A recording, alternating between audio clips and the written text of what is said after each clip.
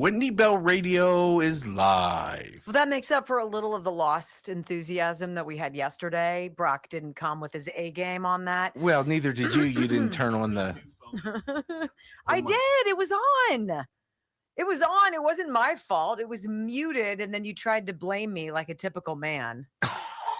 I mean, that's what you people do. Wow. Wowzer. That's what you people do. Blamers. Ruiners. Hi, everybody. It's great to be with you. You think, after being married for, 15 years. You don't even know how long you've been married. What year did you get married, Rockstar? I don't know.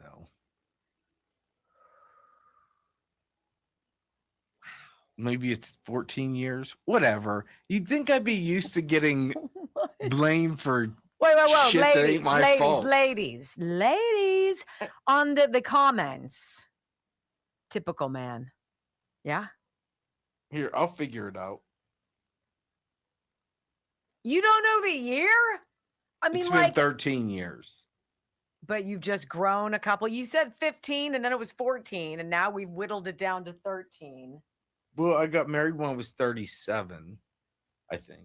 Oh my God. I don't know. Hold on. I don't care anymore. I've now 13. Lost interest in your entire experience. I got married in 2013. Okay, whatever. If we at least remember the date. Can I tell you something that's really exciting, Brock? Did I remember the date? No. Oh. Now I don't normally hop in here and do a commercial. Okay, let me get out. No. You don't have to get out. Nope. I have been taking GLP-1 Gold. Oh, you did tell me about this morning. What did I say? You said that you did not have an urge last night because you took it during the show and it seemed to have killed your appetite. I had an appetite, small. I had no thirst for beer. What? That's good. Well, I don't know. Does your mouth salivate for alcohol at the end of the day? Because mine does. I equal beer. Beer equals we're not doing work. Right? And so my mouth starts going like, I really look forward to it. It's more of a time that you're completely relaxed. Yeah. But I have a hankering starting at about 4. Yesterday, that's the end of our day. Well, yesterday I looked at my clock. It was 6 and I hadn't cracked one yet. I hadn't thought about it. Then after we had dinner, we had a great dinner. There was no snacking. I had no interest in snacking. That's the first time in, 42 years. GLP-1 Gold. It doesn't have GLP. It acts as though it's the shots and it stops you from eating. I mean, there's more science than that, but I'm just going to be like, hey, I took it and I'm going to take it right now. Bloodflow7.com/Wendy is how you're going to get it. It's like $1 a day, right? To have your cravings sidelined. Huh? Mm-hmm. I'm in. And if you read the directions or read the ingredients, it's not a bunch of stuff you can't pronounce. It's like, oh, I've heard about that. Oh, that's natural. Oh, we've known about that for centuries. Oh, right. Jesus invented that. Wow. Boom. There you go. AR Car 78 is calling you a functioning alcoholic. Probably. Well, now, see, here's the thing. If I don't have it, I'm okay. It's not like I have any response to it. I just deliciously want it. It's not like you. I don't wake up in the morning and I'm like, I got to have a beer. It's like, it means the end of the day. The difference is. And I like that whole coming out. You don't drink to get a feeling. You drink it because you like it. I like it. It's no different than someone that drinks soda. You drink beer because you like the taste. People drink soda because they like the taste. I do. My kids think the taste is horrible. Yeah. Like Bob and Chris. That's They're why like, you my God, that is so gross. And I'm like, good. Right. But they like jungle juice because, that doesn't have grain alcohol in it. Good. What could go wrong?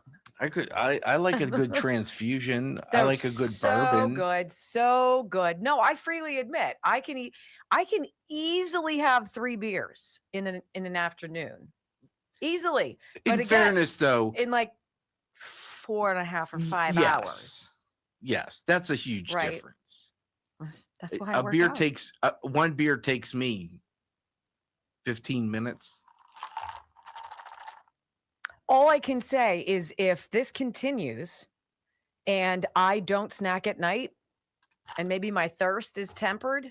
Now I'm ready for now I'm like, I could go. I made surf and turf last night too. And I wanted nothing after that. I wouldn't know. 5, 4,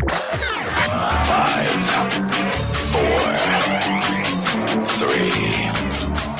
2, 1. Welcome to your daily dose of facts to fight off the liberal gaslighting. You can be in the middle of a hurricane. You have sanctuary in the city of Chicago. Or you can be on a calm day. North is still north. You could be in a thunderstorm. I am angry. We are not going back. Not ever. North is still north. People can yell at you. The hell with the Supreme Court. We will defy them. North is still north. It doesn't change fundamental things. And in this business, right is still right, even if you stand by yourself. We don't get fooled again. No. Live across the fruited plain and from sea to shining sea, we're converting the Marxist left 1 hour at a time on the Wendy Bell radio program. Hey!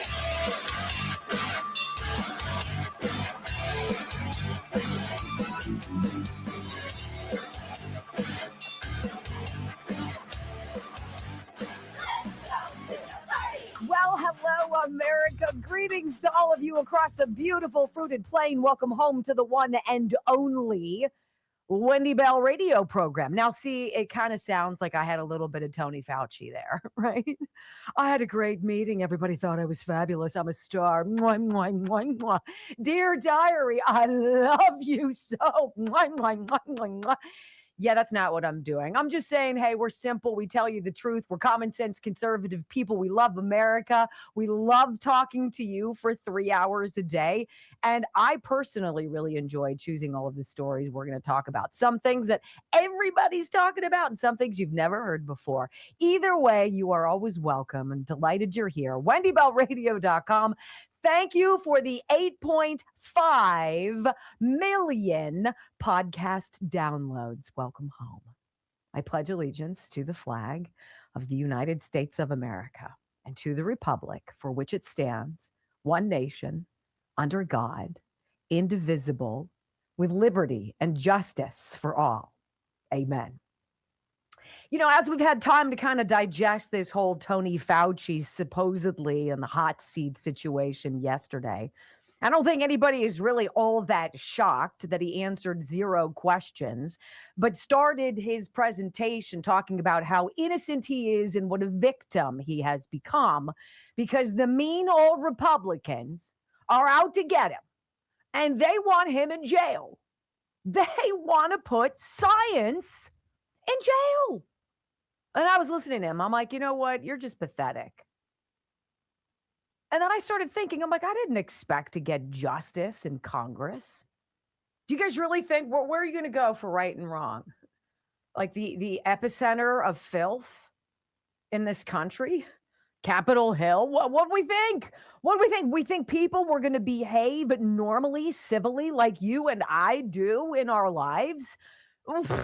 No, that's like the worst place ever. If you want to see the worst of human behavior, tune into C-SPAN on a nightly basis. Watch the pomp and circumstance and the acting, the theatrics that are done for us, basically, to be conned by whatever is going on. I didn't expect justice out of that. You know where justice comes with COVID and with all of the people involved? Justice comes on your street. It's in your neighborhood. It's in your house. It's that awakening. It is that realization that There were a lot of people in this country who really wanted you scared. They wanted you afraid. When you're afraid, what are you? You're vulnerable, right? You can be nervous, but you're vulnerable. And so when somebody comes in and they're like, you know what, I know what to do in this emergency situation. This is what I think we should do. You follow it for a period of time. And then there's that wild thing that should be innate in all of us, but must have gotten flipped off for a lot of people in this country. That whole common sense thing kicks in and you're like, you know what? This just doesn't seem the way they say it seems. All of the people yesterday who were talking about Fauci's refusal to answer any questions. And by the way, what an insult to the American people. What an insult to people around the world. What a small, small human being. The people who are talking about it, these media folks, they want you to forget about it. Why do we have to go back and relitigate that time? Who cares if it came from a wet market, a lab? Who cares? Nobody could even spell furin cleavage site. Those are the people who told you to stay scared, to be afraid, to not go outside, to be trepidatious of everything, to be suspicious of your neighbors, to try to hamstring people you love into doing things they, exercising their own self-determinism, didn't want to do.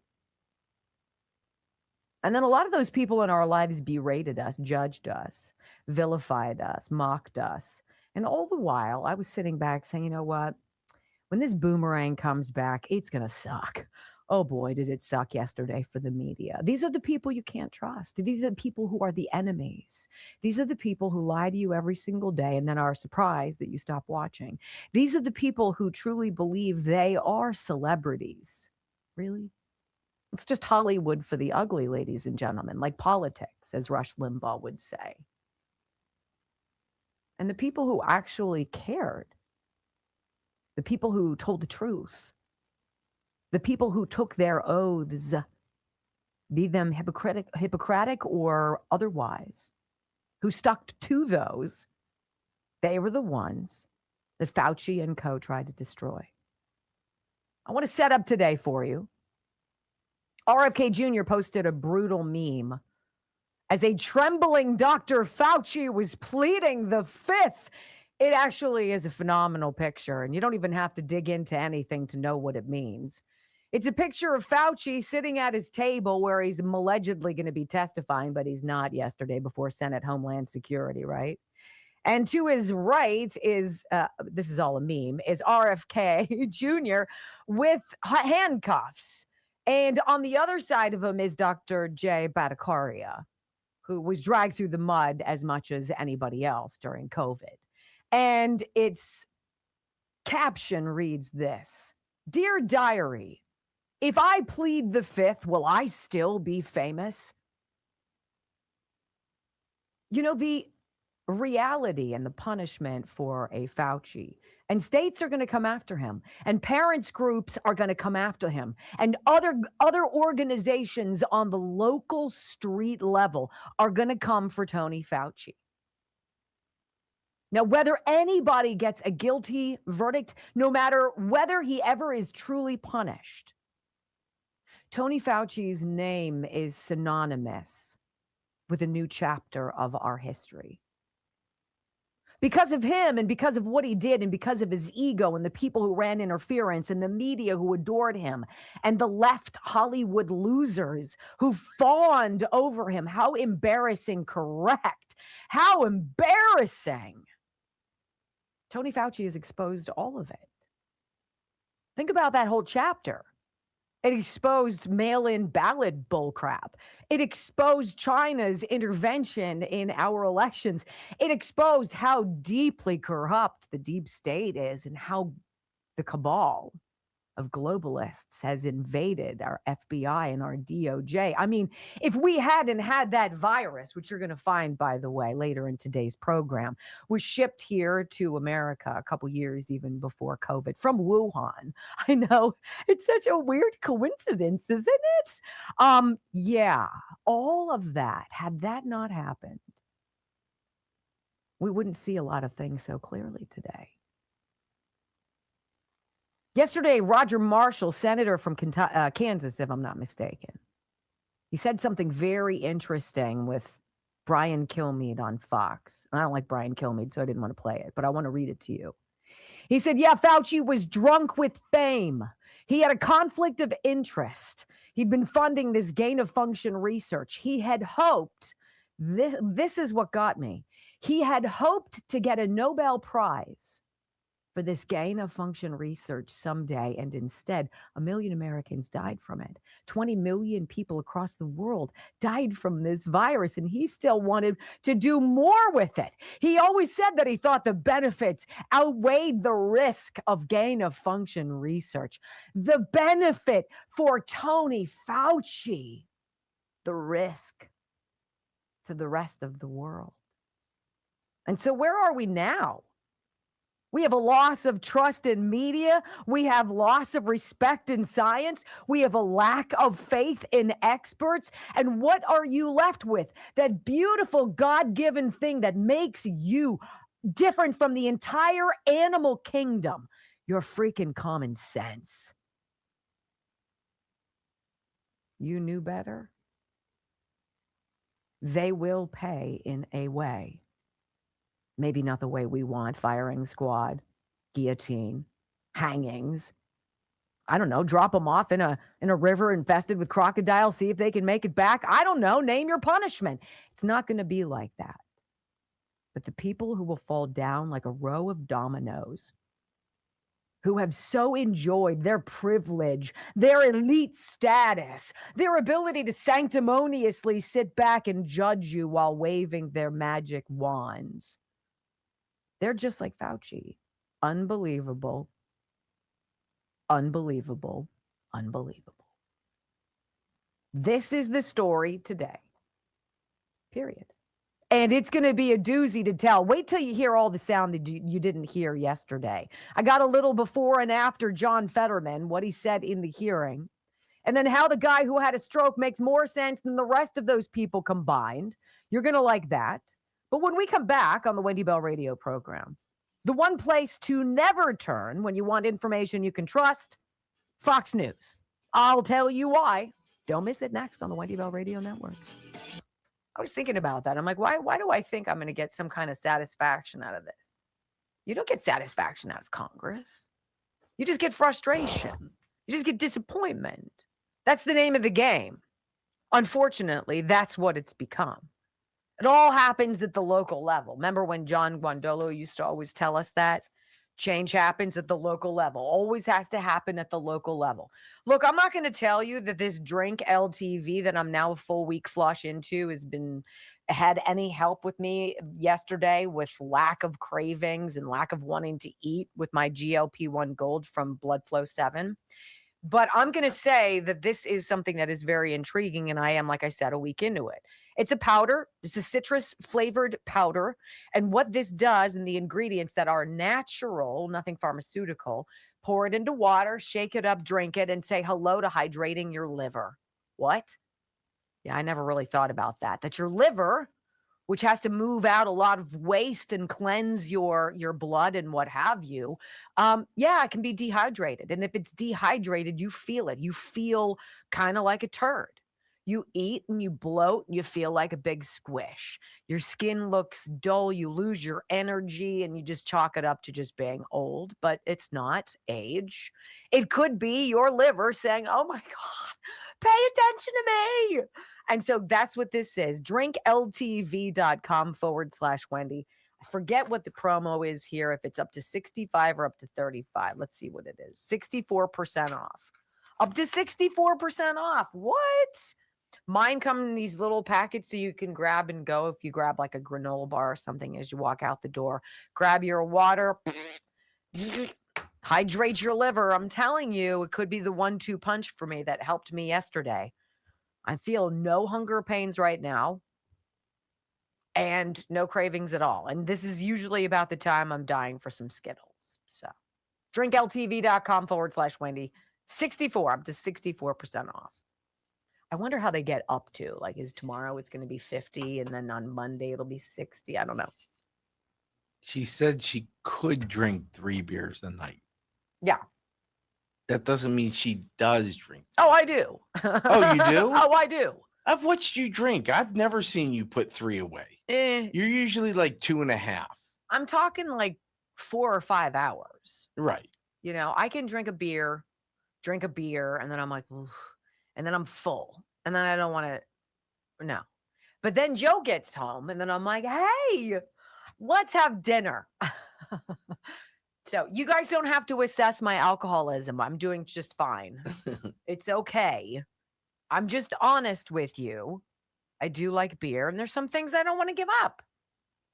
Right? There's some flavors I'm not going to give up. You're not going to convince me. Unless I become what? I get, what's that one that you can't have beer? Gout. Oh.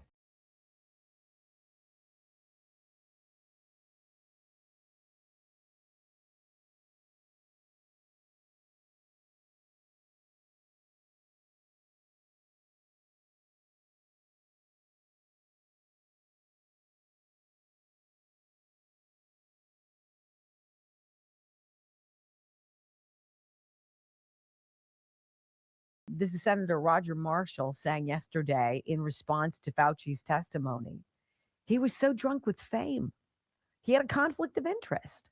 He'd been funding this gain-of-function research. He'd hoped to get a Nobel Prize for this gain-of-function research someday. And instead, 1 million Americans died from it. 20 million people across the world died from this virus. And he still wants more to do with it. He always said that he thought the benefits outweighed the risk of gain-of-function research.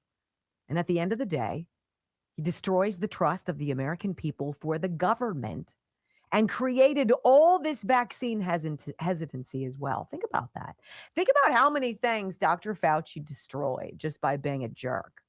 It's truly remarkable. It's unfortunate, but it's almost like you needed to have a villain in order for so many different veils to be ripped off people's eyes, if they're willing to be honest. And your liberal media is not honest. I'm going to tell you about that coming up later in the show. Let's do this. The news is the one place you can never turn if you ever want to have facts, the truth, or anything. So apparently, there are some former Fox employees who've gone on to do other things in independent journalism who found it rich that the Fox people yesterday were talking about Fauci this and, all of the things that he said in his diary that contradicted what he was saying in public. He forced everybody into such misery, but privately on government email servers, on government time, on government computers, he was jotting notes to himself of adoration and admitting there's really a 0.2% mortality rate in this. It's really not that big of a deal, right? And so these former Fox people come out of the woodwork and they're like, so interesting that Fox now wants to tell the truth about COVID because they were just as bad as everybody else. DiscernReport.com, Fox News called out by former employees for COVID hypocrisy, 100%. 100%. Multiple Fox News employees have alleged hypocrisy after the network critically covered Dr. Anthony Fauci, despite having privately supported the very COVID restrictions championed by the public health official. Former Fox Corp producer Brianna Morello alleged Tuesday that Fox is now attempting to rewrite history by going after Fauci. She claimed in an X post that Fox attempted to get her to, quote, comply with an illegal vaccine mandate when she worked there. Her comments came as Fox News has recently published multiple articles about the release of Fauci's personal diary entries ahead of his Wednesday Senate testimony. You know what really helps for a news network's credibility is admitting when you blew it. We had no idea. We had no clue until we ourselves started going through these diary entries, how wrong we were. Would it be so hard for one of these news outlets to put together one of their stories about how they got it wrong, about what they did that was indefensible, about the news that they promoted night after night, which was meant to browbeat each of us into doing something a lot of us didn't want to do? Could you imagine tuning into that? Now you've got me interested in you as an organization. Fox offered me a $500 bonus to get the COVID jab, Morello wrote. When I declined, they threatened to put me on unpaid leave after making me move to New York City. Fox News spokesperson declined to comment to the Daily Caller News Foundation on the record, blah, blah, blah. Here's a quote from one of their emails sent to me under the mayor's mandate beginning December 27th. All workers in New York City who perform in-person work at an office location, including Fox employees, must show proof of receiving at least one dose of a COVID-19 vaccine. This is what she said. Fox told her. Workers will then have 45 days to show proof of their second dose for Pfizer or Moderna. Can you imagine if Fox came out and they're like, this is what we did. This is how we got it wrong. This is what we can never do again. Isn't that what this whole thing is all about? Exposing the lapse of judgment, the groupthink, the sheeple mentality, and then, of course, uncovering just sheer ego and corruption along the way. But isn't the whole point of you and I going through this exercise of life so we learn? So we don't fall for the same garbage again? I mean, it's rich for Fox to come out and be like, we're going to go to Britt Hume now. Britt, tell us what you think about Fauci's testimony. I would have paid $1 million for Britt Hume to be like, well, you know what I did instead, Brett? I went back and I looked at all of the ridiculous things that we did as a company, not just to our own freaking employees, but the stupid propaganda we didn't think critically about because it was a once-in-a-lifetime global pandemic. Perfect time to try to screw people over and make them fearful, which is exactly what they did. And then there's Tucker Carlson, who hosted Fox News' flagship show during COVID. He told the Daily Caller News Foundation that members of his staff had to create fake religious exemptions to get around the mandate. We thought it was bad enough that we were doing like drug deal barbershop trims in the alleyways, right? You're like, hey, Phil, can I get a number 2 high and tight, right? Here's some cash. Don't let anyone know we're doing this. That's what they did. While Nancy Pelosi was going to get her hair dyed without a mask. Right. Tucker was like, we had to fake stuff. I did. How many of you did? How many of you had to lie or fudge or tweak or some other? Hell no. No way was I going to go down without that fight. So let's call a spade a spade. Fox, you can sit there and say, look at us. We're telling the truth about Anthony Fauci now. Yeah, well, you were lying about COVID for how many years? Either by omission or because you just simply suck. Either way, it feels like there are a lot of apologies to go around, don't you think? When we come back on the Wendy Bell radio program, well, I can tell you this, good news, the pandemic justice phase has begun. It might not be Fauci in cuffs or strapped to a chair, but it's something. Next on the Wendy Bell Radio Network. How about all the people? Because we were pretty open, even at the beginning, that we weren't taking it, that we weren't going to do it. And the amount of people that called us liars and said they're really vaccinated, they're just telling you not to get vaccinated. Like, do you remember how many people were doing that? Oh, yeah, she and her husband and kids are all that. I was like, yeah. I'm very clear. I was very clear about who was vaccinated. Joe didn't have a choice. He's a doctor. That pisses me off. And then Jack was an adult. And he made a decision because Loyola Marymount University in California mandated it. Thank God Clemson didn't. Michael eked out of it. I don't think Michael would have gone in anyways. No, Michael would have been adamant. He would have been like, how about a big dose of fungu? Yeah. So yeah, I mean, and then yeah, you're right. There was squawk like that, which was curious. I'm like, and- why is that your Places I would go and hang out, and people were like, "There's the unvaccinated guy," and I'd be like, "Yep, 100%? You want to? 100%." I don't care what you think. Right. I got a call or an email, I should say. Somebody was like, how much is that exclusive 1 ounce gold proof American Eagle for the 250th anniversary of America? This one. How much is that? And I'm like, I don't know. I'm going to go with whatever an ounce of gold is going for right now. Let's see what that is. WendyLovesGold.com. Let's see where we are. Remember when it was nutty? Gold is now 41.16. That's up 77. Silver is 58.89. Remember when it was like 80? Didn't it get up that high, Brock? Yeah, 90 some. It was crazy. So, oh, look, you can get a signed 2026 Silver Eagle if you have, let's see what it says. This coin is available for free with protected portfolios or a gold IRA. So call today for details. And then there's a picture of this, as I showed you. There you go. I do enjoy WendyLovesGold.com, Texas Bullion Exchange.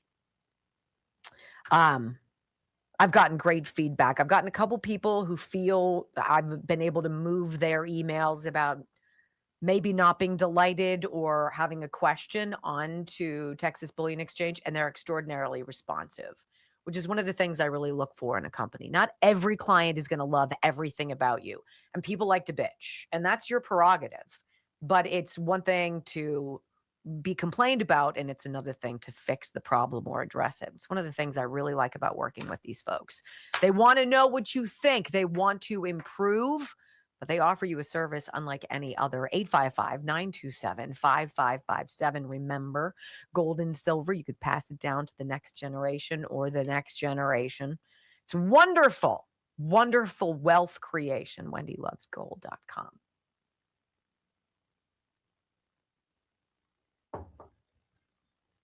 Dr. Fifth. Let's see how you guys are doing. What's up? 3,800, a little slow today, a little slow off the take, 1.28. Thank you for the rumbles. Appreciate it. How about that number? 8.5, 8.5 million podcast downloads. That's crazy. The Thursday, today usually is our best day, and we normally get about 10,000 podcast downloads on Thursdays. Is that bonkers? I wonder why. That's bonkers. Yeah, I don't know. Michael's great at algorithms and whatnot, but I don't know. But I always did video Thursday. Thursday is I don't know. It's not the weekend, so people aren't checking out. It's not Monday, so people aren't hungover. Tuesday sometimes just piss people off. Hump day. I don't know. I don't know why.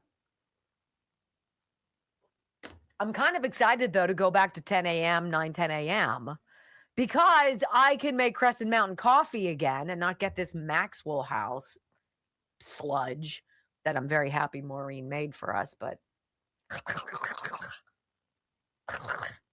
I don't make coffee because it's here usually when I get in, so I don't have to make it. But it's, and when I put my bag out, I'm like, hey, have some Wendy Bell Radio coffee. They're Yeah, like, we tell them. I'm like, it's there, use it. And they're like, well, we feel bad. I'm like, use it, say it. Wow. Here we I go know. again. Oh my goodness. Look, she's already blaming someone else. At least it's not me, Yeah. but she's blaming someone. 1-800-NEW-ROOF, you guys. 1-800-NEW-ROOF, IrelandContracting.com. Please, I've got Dan. I got about a week to go before I get in touch with him and get him on my calendar. Because you have to be ready to rock and roll. He's not like, okay, let me look. I'll see ya in September, which I love him. He's like, I'll see you. What are you doing Thursday at 5? I'm like, having a beer with you. How you doing? But no, I've got all sorts of landscape lighting to do. Home exterior remodeling experts. Roofing, siding, soffit, fascia, gutters, downspouts, skylights, sun tunnels, windows, all of it. And Dan, the electrician. Go to IrelandContracting.com. If you live in Southwestern land before time, these are your people. No, we are not doing 8 a.m. No. That's negative. I mean, I think I could probably work any shift. I've worked most shifts, and I did many, many years doing the morning news, and that had me up at about 2:30 in the morning. We start early. But I wasn't writing it, creating it, collating it. I Right. was writing some stuff, but not. That's the producer who comes in at 11 at night.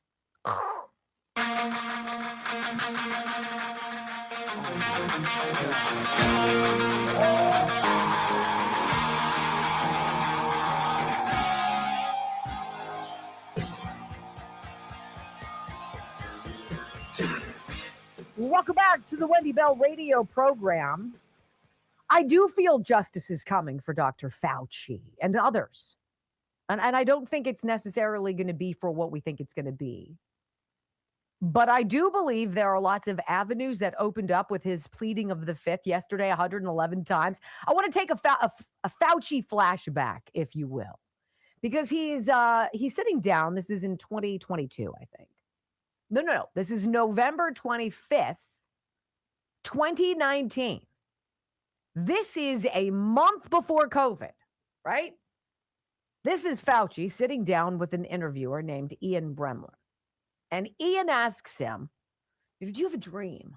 Do you have a goal? And Fauci says he's got a very specific professional aspiration. I want you to hear what it is. Not curing cancer, right? It's not about helping the blind to see. I'm going to find, some way to reverse diabetes. No. That's not what it is. This is Dr. Fauci, 2019, right before COVID, 1 month.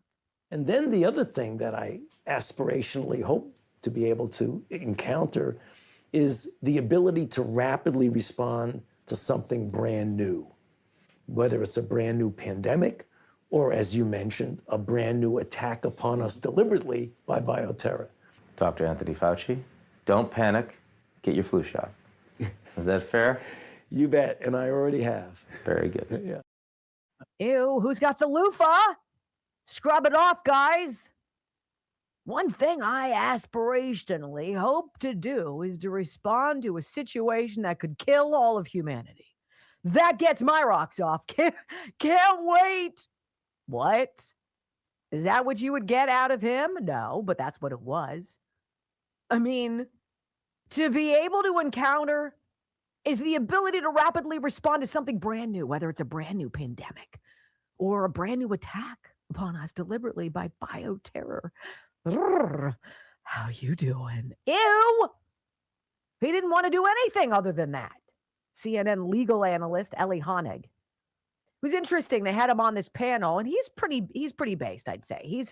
He's got his law hat on. He is their senior legal guy. And, you're on CNN, so you're probably a lefty. But I think it's very interesting what he says. Can Fauci actually plead the fifth? Yes, he can, but not to anything that falls within that 10-year pardon. This is where Ellie Honig says something very interesting. See, Fauci could have testified yesterday. He could have said anything under the stars and not be held criminally responsible. He's pardoned for it. Ellie Honig says it's not that 10-year window he was afraid of fiddling with. It's criminality out beyond the realm of that decade of presidential pardon. How dirty is he? Listen. If there was no pardon, for sure, Dr. Fauci would have the right to take the fifth. The complicating factor is he does have this pardon. And so he cannot take the fifth for anything that might be covered by the pardon. That's what the case that Josh Hawley cites says. But the reason Fauci can take the fifth here is because he's concerned about potential charges that fall outside the scope of that pardon. Two things in particular.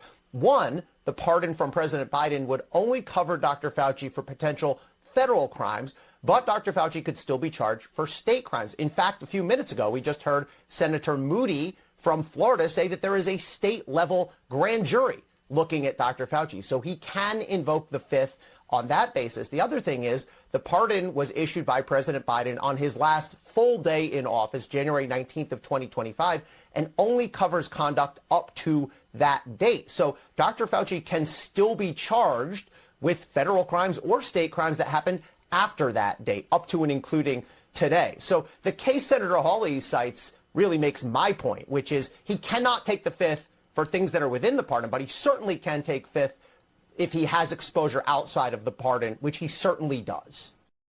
What is he worried about?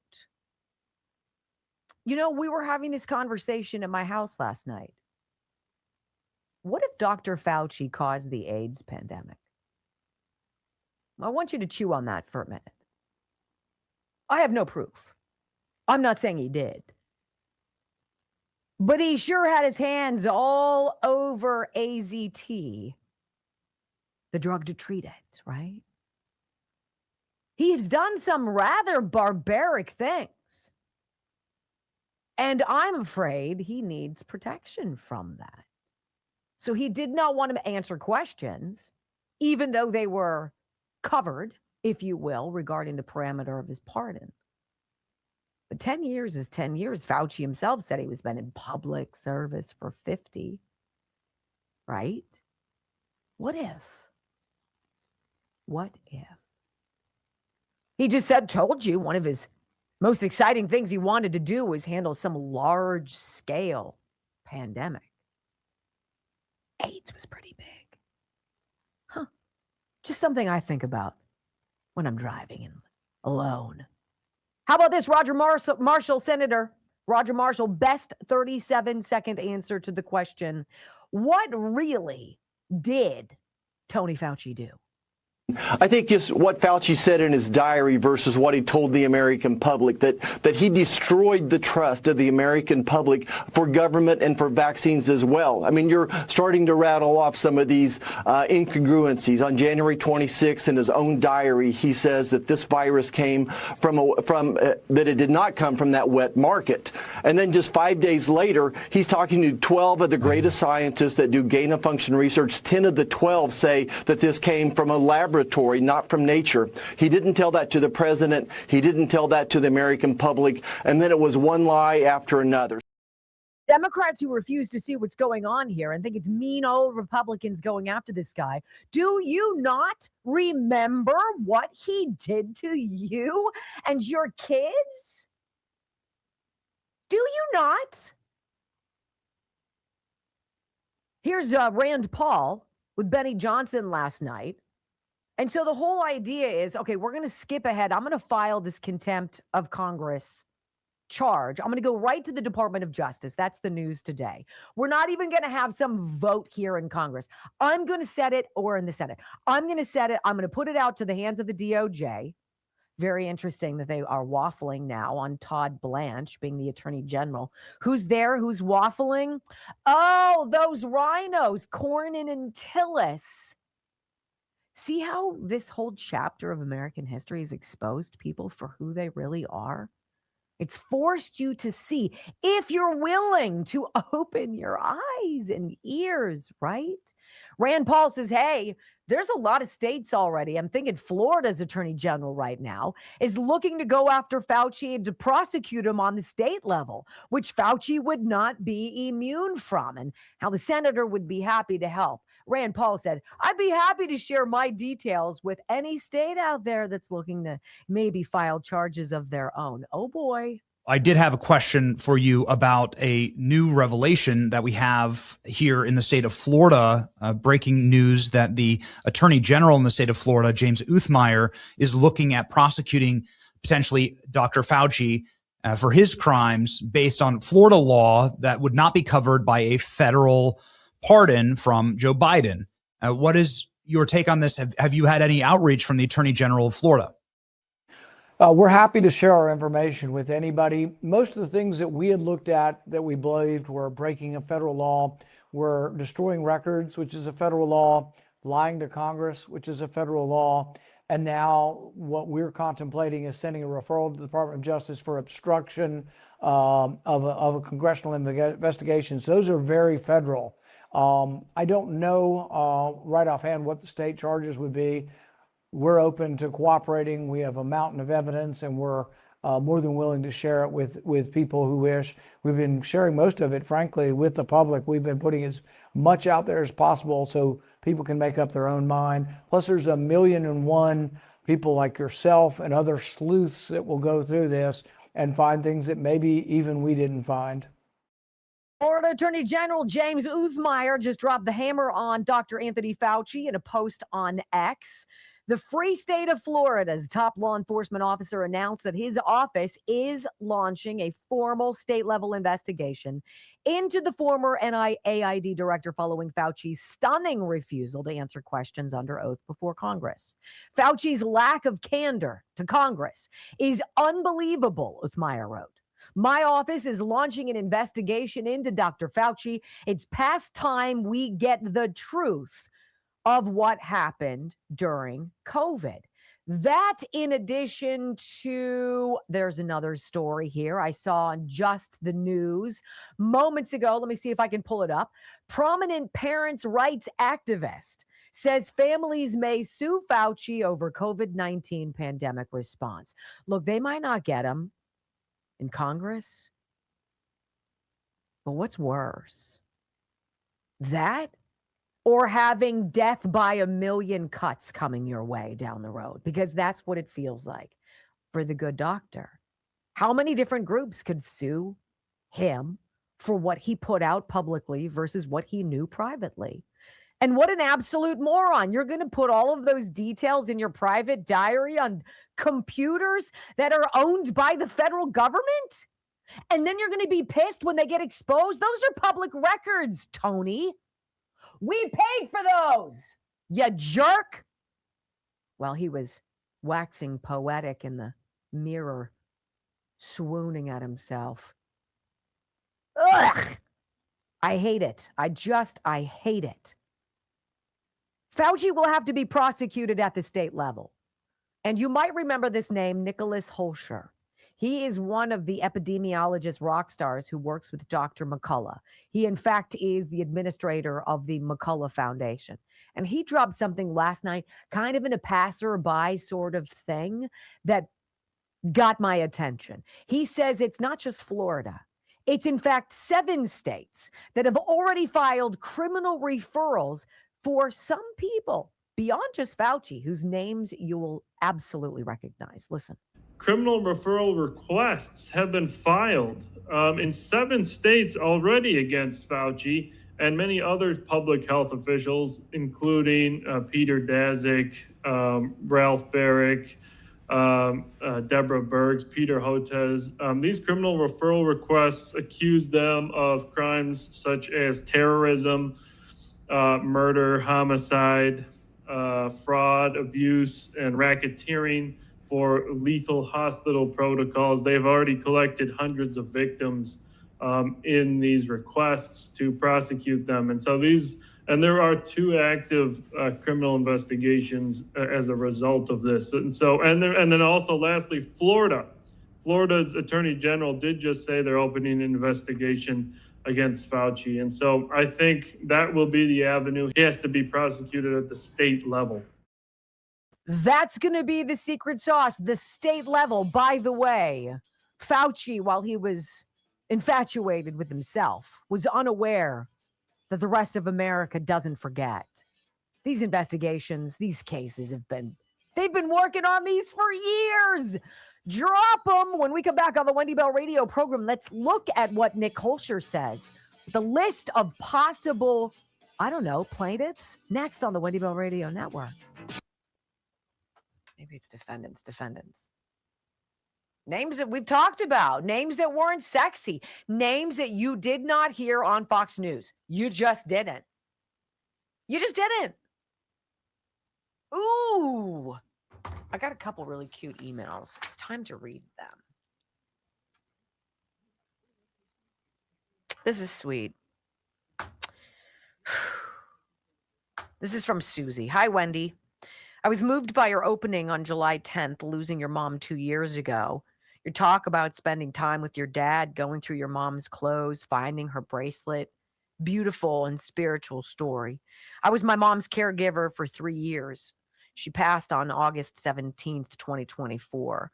The date of your new time slot. I feel for your loss. I adored my mom too. She was sweet and kind and beautiful.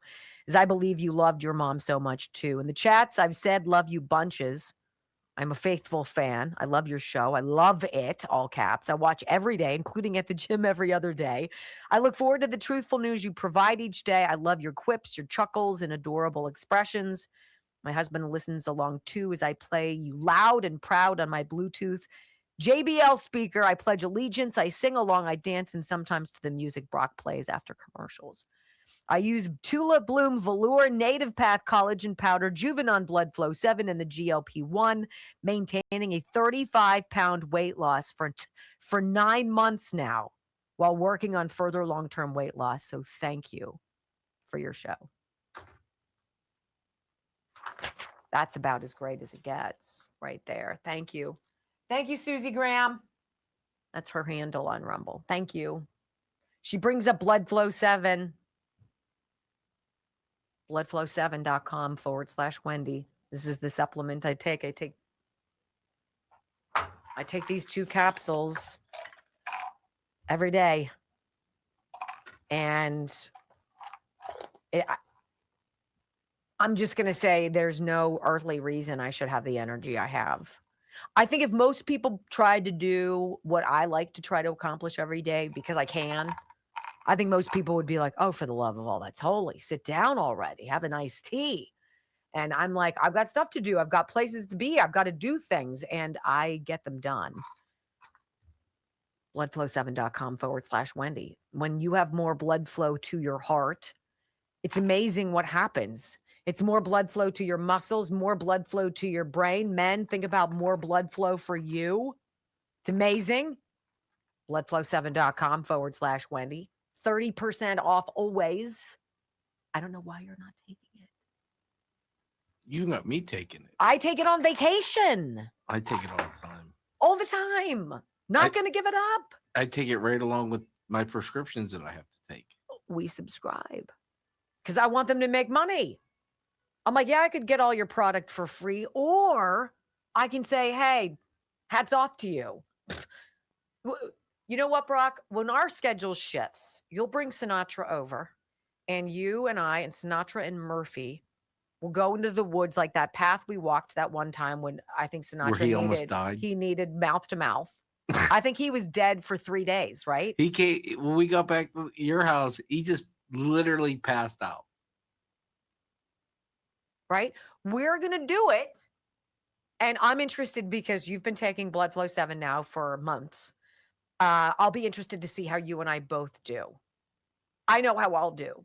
I might have to start. I used to, it's like one of these, Brock can attest. Yes. And the dogs are like going up them, and we're like, I'm pretty fit. It's a steep hill. We're going to buzz right by it, babe.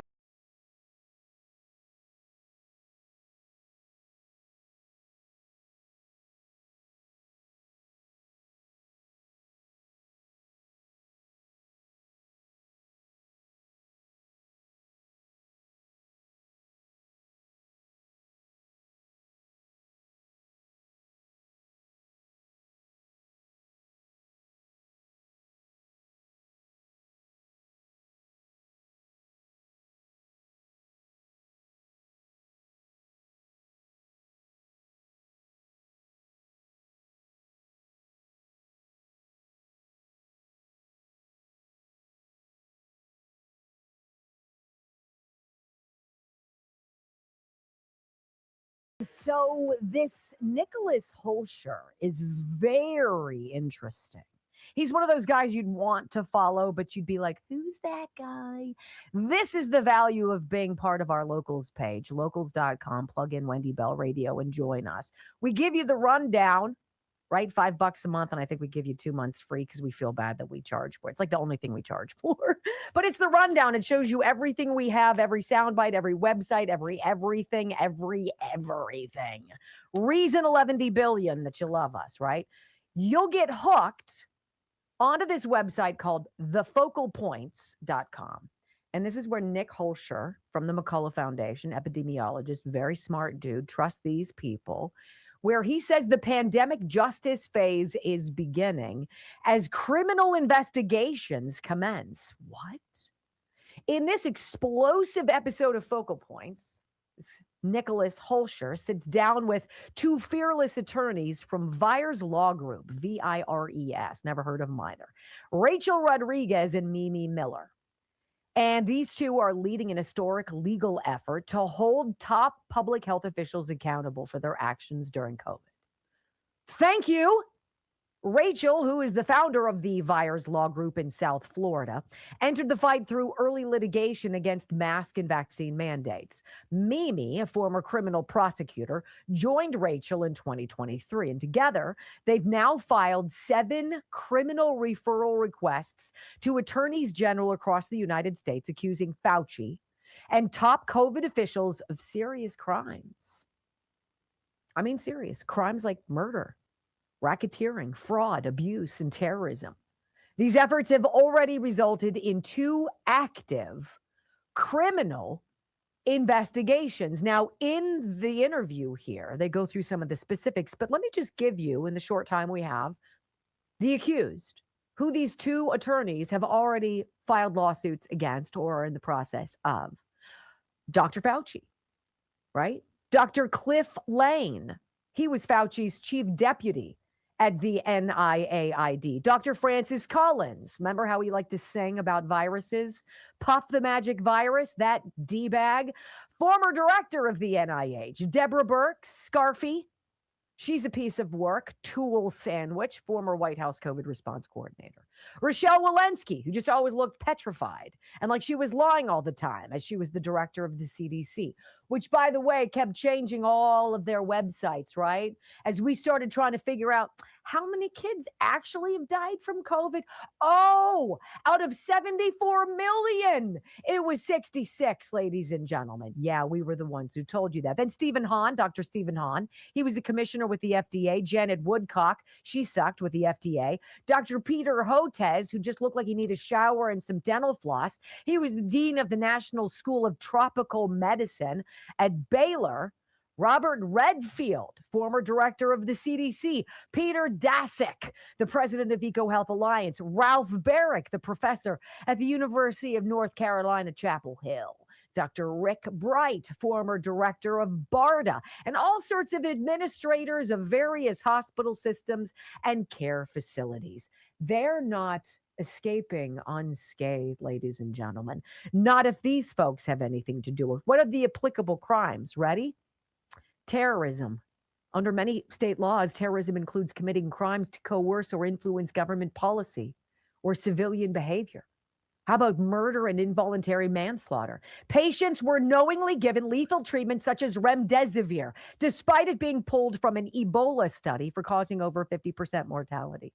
Families were denied the right to refuse the treatment. Hi, murder and manslaughter. How about aggravated assault, lack of informed consent? How about racketeering? The team alleges this was a coordinated scheme for profit fueled by CARES Act incentives. How about abuse of vulnerable adults? Victims were elderly, incapacitated. They were denied food, water, vitamin, and family visitation, all while being isolated and coerced into fatal treatment pathways. Well, the bottom line is there are people who are on it. And the aforementioned good doctors should probably lawyer up. That's the best news I've heard all day. When we come back on the Wendy Bell radio program, my friends, hour number 2, pleading the fifth might come back to bite the good doctor. And that's just me saying it. It's actual legal officials. Next on the Wendy Bell Radio Network. So what about that? The Focal Points, thefocalpoints.com.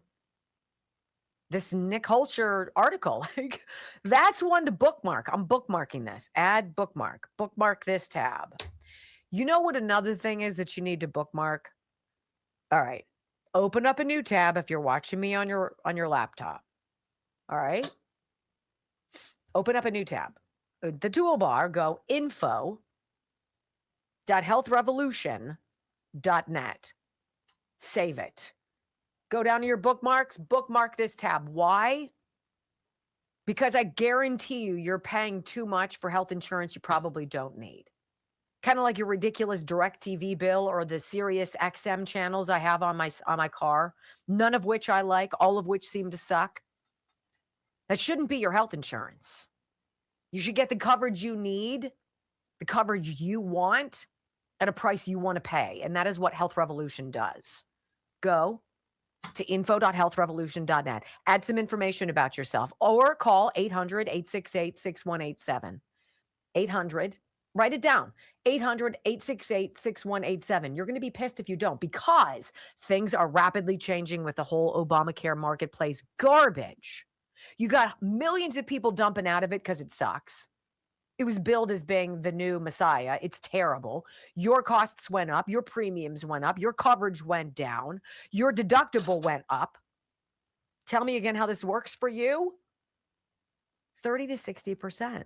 That's the average decrease in premium people who sign up with Health Revolution enjoy. I'm not blowing sunshine. I don't lie to you. Info.healthrevolution.net. I wouldn't hook my kid up with them if I wasn't serious. How you doing? What? Am I stripping again? Yeah. What? $50? Froggy. This is a donation for Fauci's rope necklace. Right. Amen.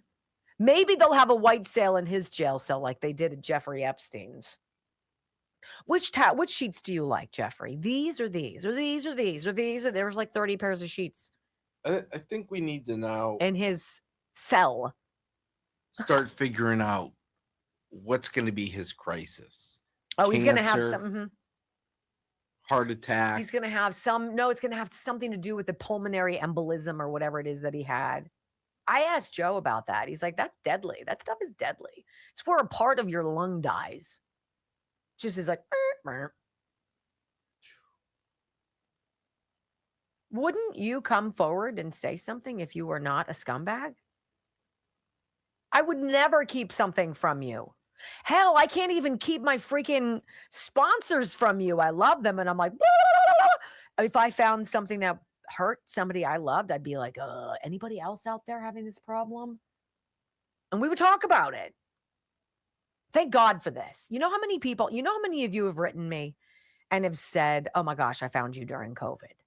And thank you for getting me through a dark time. Or, oh my gosh, I thought I was the only one. Or I lost my job and I didn't know where else to turn. And blah, blah, blah. And I'm like, I get it. That's why I hate everyone, except you guys. It's how it makes you feel like that. Brock needs to tell a story so I don't have to talk. Tell a story, Brock. I did have to fire Amanda this morning. Uh-oh. Day 2. Your AI came up with a better one than hers? She was sleeping. Oh. Amanda. Well, she's not on the payroll. So. But that doesn't help. I mean, when you don't show up, I was putting her on probation. Here at the Wendy Bell Radio, it's 6-year probation before you start to get paid. That's right. Well, then you really earn it at that point. Which is pretty cool because that means, oh no. What? I'm going to have to wait till longer. I was going to say September 7th, I would be 6 years, but it would only be 5. Yes. 5 that we've been in this studio. Yeah. That's crazy. You and I have been coming here for 5 years. That's nuts. Think about that. We've been working together now for what? 7? I changed his life. Longest 7 years of my life. Really? Noted. You know what I thought? 20 some years at a station. And within 2 years, switched station and fired. Whatever. I bring a little excitement into the world. What can I say? So what I'm going to do you have anxiety? I don't have anxiety. I can get stressed out. But the actual clinical where you have the physical symptoms, where your breathing changes and you become ashen and you're dripping with sweat and you feel like you're going to jump out of your car or whatever it is that's bothering you. I have a couple children because it runs in our family, a couple who I think would really benefit from some kind of anxiety medication, but I'm totally not down with pharmaceuticals. No, I don't want you taking some kind of a drug for that. This is why I say it, because Calm Mood, I will say how it feels when I take a Calm Mood pack from Healthy Cell. HealthyCell.com/Wendy. 20% off your first order. You guys have already ordered, so I'm sorry you don't get the bonus, but it's worth it. And the products are undeniably fantastic. When I take a Calm Mood, I know when it hits my bloodstream, because all of a sudden, instead of holding my shoulders like this, I do this. And I'm kind of like, and my posture, I sit up really straight. But when it hits me, I'm like kind of a noodle. And I'm like, oh. And you can feel it. You don't feel like you don't have control or all of a sudden you're high. I don't feel that way. I feel like this. Calm Mood. HealthyCell.com/Wendy. It's pretty neat. Just going to say. I took a Focus and Recall today, so I'm not going to double up with that and roll the dice. I'm going to be a responsible Healthy Cell gel pack taker. You don't want to be a junkie? I'm not going to be a user. I'm going to. 5, 4, 3, 2, 1. Wendy Bell, America's anchor mom, fighting for America 1 hour at a time. Welcome to the family. The vaccine prevents you from getting infected. Now we know that the vaccines work well enough that the virus stops with every vaccinated person. If you get vaccinated, you are protected. Dr. Fauci says he has COVID again for the second time in 2 weeks. The Department of Justice has dished out a shocking indictment accusing a former senior advisor to Dr. Anthony Fauci for allegedly concealing records amid probes into the origins of the COVID-19 pandemic. Moving government conversations related to the COVID-19 pandemic to his private Gmail account to avoid public disclosure, plus skirt the Freedom of Information Act from those seeking answers about gain-of-function research. Sit on this for a second enough to absorb what this means. Tell me lies, tell me sweet little lies. 3 hours of bold truth and excellence. You've just signed up for the WBR Army. Strap in. This is the Wendy Bell radio program.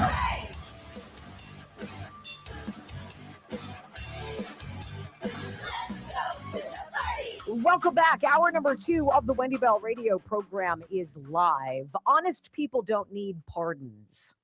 Honest people don't need 10-year pardons that go back to a very specific date. Honest people don't worry about self-incrimination because they don't have anything to hide. Honest people don't find themselves in the terrifying position Tony Fauci was in yesterday, as his hands shook uncontrollably holding his statement to the senators before Homeland Security. Honest people don't end up in those circumstances. That's why Tony Fauci did, because he is not honest. And I think everybody knows that. I mean, people who want to bury their heads in the sand, who only watch CNN, who are extraordinarily defensive of the decisions that they made health-wise because they believed people like Fauci and are unwilling to come forward and be angry along with the rest of us. That's the story. That's the score. So the fifth thing 111 times, protecting himself from self-incrimination, right? While not surprising, I wonder about, does it protect him? Was that the right play? Was that the right move? Or now, can anybody go before Congress and say, you know what, I am being wrongly charged or vilified for things, and then just refuse to answer any questions and get away with it? Now, that's not how the system works. And Fauci, I guess, believes that he, among all else, is protected. I don't think you're protected at the state level, bro. And you might find yourself in a cocoon of running cover from the media and the Democrats and your Hollywood buds. But yeah, I don't think so.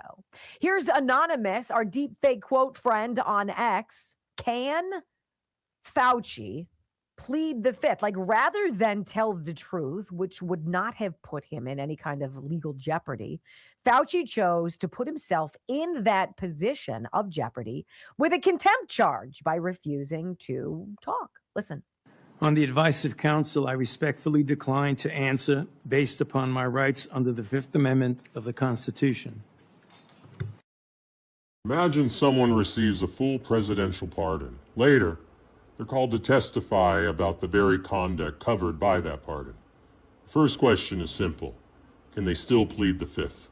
They might try, but invoking the fifth doesn't automatically end the questioning. The privilege exists to protect someone from being forced to incriminate themselves. So the next question becomes, incriminate themselves of what? If the pardon completely removes the possibility of prosecution for that conduct, a judge may decide there's no Fifth Amendment privilege left for those specific questions.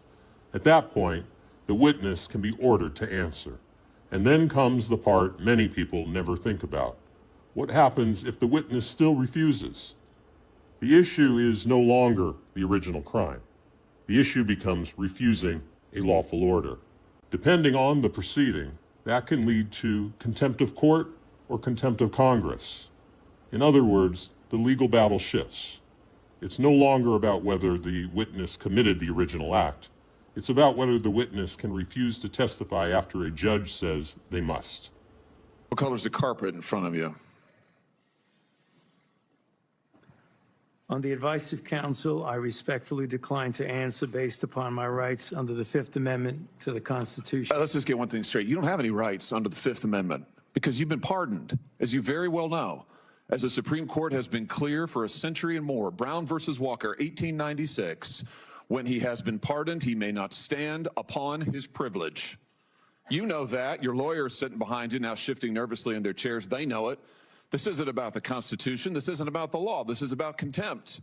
Contempt for this body and contempt for the American people.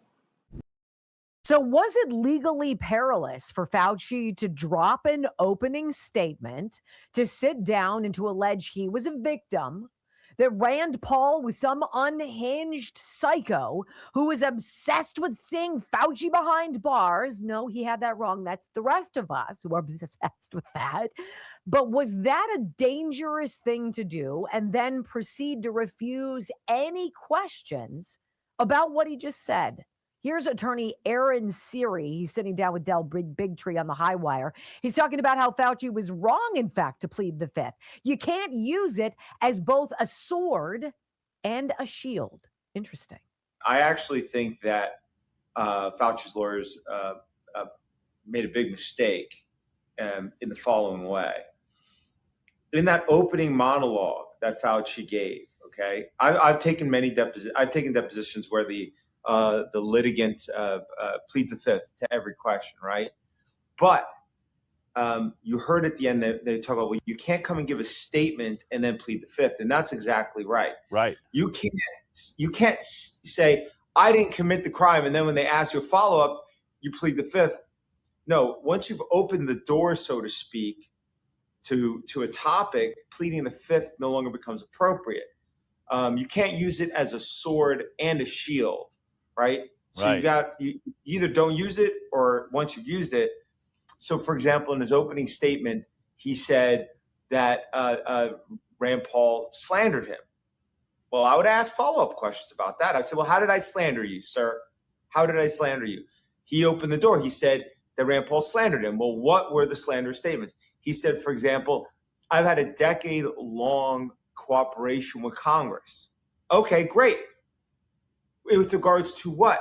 What did you cooperate? He wanted to basically in that one statement to me said, I testified 200 times. And in all that testimony, I was cooperative to me, which means I was honest. I was forthright. Great. He just opened the door, in my view, to everything with that one statement. And they could have driven a truck through that, right? And they might still do that. This is something interesting. I don't know. We did not play John Fetterman yesterday, but at the hearing yesterday before Senate Homeland Security, John Fetterman, piggybacking off of a senator who had asked Fauci if he had any regrets about the decisions he made. And of course, Fauci took the fifth. So Fetterman saying he himself has some regrets, and he hopes that we have learned from attacking people who seem to be right from the very start, who wanted to ask questions. This is a very interesting thing that John Fetterman said, the senator from Pennsylvania said in the hearing. Listen. It's not about much more your regrets, but I have one. And that is early on that there was the theory that the virus could have emerged from the lab. And early on that became like a right-wing kinds of theory. And I thought it seemed to make sense. Now, there was a really advanced lab that was close by, and then you have this unknown virus out. So, but that became a very partisan thing. And now it seems now it's more and more emerging theory that that would have come from the lab. Now, you know, I think that the next time our nation's facing something like this, we are not become, you know, as I might have been, blinded by the partisan idea that maybe the truth might come from a side that's different than you are. But I think we should really be willing to pursue truth, no matter where that may have emerged, you know, for all of that. Ought not hate each other and each other's opposing politics so much that we ignore things that are important. And we go after people because we don't like that they're a Republican or a Democrat. Chris Cuomo asked for some edification yesterday on his show last night. And Fetterman went on about this one regret comment. And he makes it even more clear, and it's valid. You suggested today that the lab leak, that there was a mistruth involved in it. What do you know about America's role in creating COVID-19 in that lab in Wuhan? Well, what I said and what I was referring to is this idea that when we all quickly discovered that China has this specific kind of a lab in the same area where that was tracked, and like it's pretty reasonable, like this virus that's never been seen before, that seems pretty likely that it could have come from there. Mm-hmm. And then the only people that were primarily talking about that were the far right ones. And then Democrats, we weren't really allowed to just talk about that or describe that it's racist, or there was implied that it's for kooks or for whatever. So they marginalized that view. And that was my one regret, where it's like, I was LG at that time in Pennsylvania, and we were in the middle of all of this terrible pandemic. So for me, that was one of my regrets, where now it seems now more it's become the consensus that became from the lab. And now I think we just became too partisan during that, and we should follow the truth. It doesn't matter if it comes from the right or the left or whatever. But when you have this, in Pennsylvania, we were trying to balance the protecting lives and protecting livelihoods. Yeah. And it was a difficult balance. Of course, I've had people in my family die from COVID, mm-hmm. but I met people that lost their livelihood. It was horrendous. People seem to forget how terrible that was overall. Chris Cuomo can't understand what John Fetterman is saying is, we just all want the truth. We should be able to talk about the truth. We weren't really allowed to talk about that, he said. Democrats weren't allowed to talk about the lab, about that theory. They were told to put a lid on that. Is that gross or what? Right? When we come back on the Wendy Bell radio program, remember how they told you the vaccine would stop everything? Because we do. Next.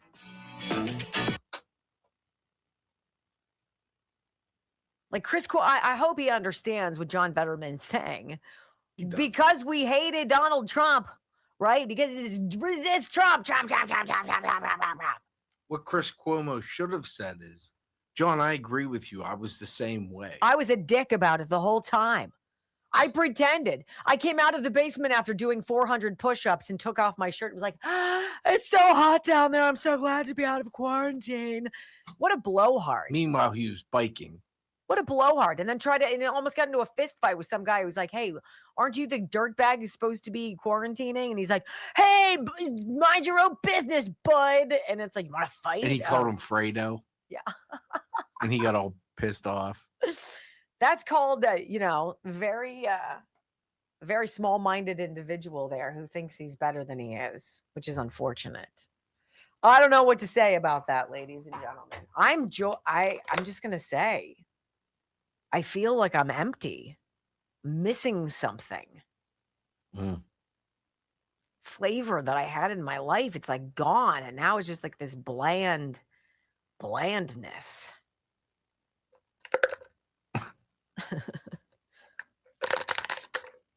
So you fill the void with beer. Did you order any yet? It's supposed to be coming.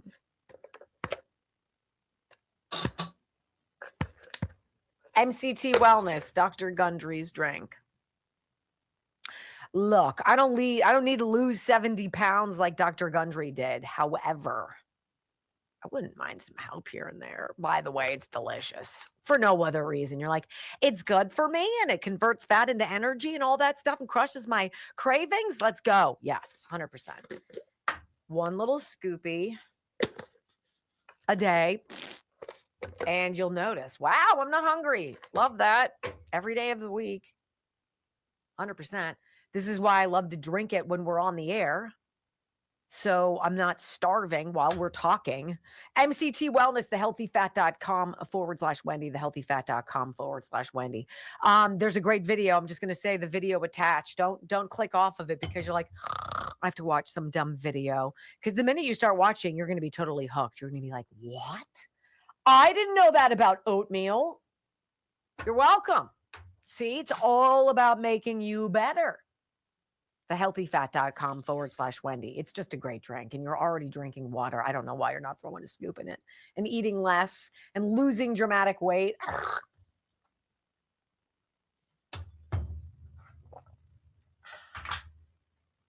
Okay. What? You can't say you've been blocked. Oh. While your comment is showing up. Oh, who's blocked? Wendy didn't block you. Oh. Mean Gene? Yeah. Mean Jeans? Yeah, you know what? She doesn't block anyone because she doesn't know how. I don't know how to do that, so that's not me. And if Brock or one of the mods did it, it's usually just a temporary, hey, pay attention to what we're saying. Please don't do that anymore. That's it. And then once you don't do it anymore, then they bring you right back.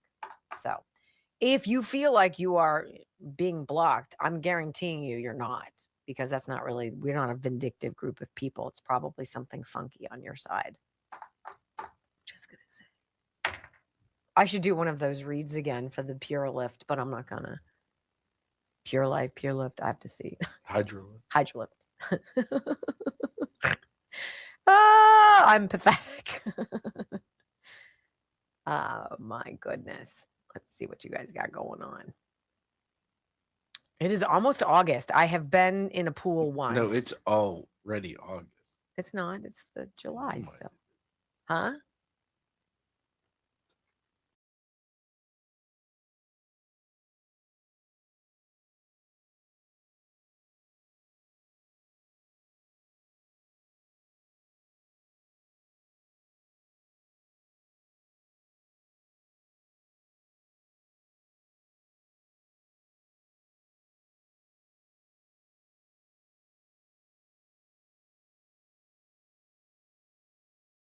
Things that we find disturbing. I do this all the time. I brick wall something, compartmentalize it, and then when I have time or I have the inclination and the wherewithal to dig into something, I can open that door. But you need to compartmentalize things in your life, or else you'll just walk around and want to throat punch people and throw them down the stairs all day, and that's not really productive. This is a mashup. This is the mashup of all of the dumb voices who did not think critically during COVID. These are the people in the news. These are supposed to be the people in the know. This is supposed to be that conduit between you and me and the truth. And instead, it's all about manipulation, browbeating, and finger wagging. So this is going to tick you off, but it's important. And this is why I say never forget what these people did to you, what they said to you, how they demonized you and criticized you. And now how they're trying to weasel back by saying, you know what? I don't know why we're trying to relitigate the past, because you sucked fantastically and you were dangerous. Listen. During 2021, we should be able to manufacture a lot of vaccines, and that vaccine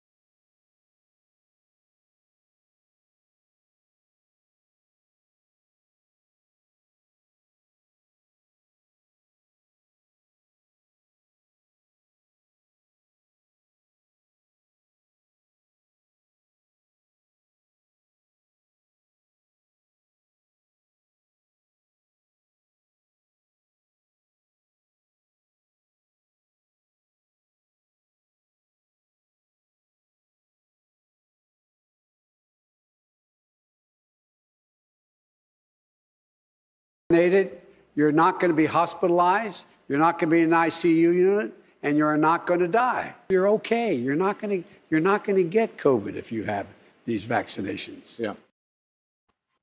All John Fetterman was saying was people on the right questioned that. People on the right had the freedom to question that. And we pooed all over them. We forced them to do things. We lied about it.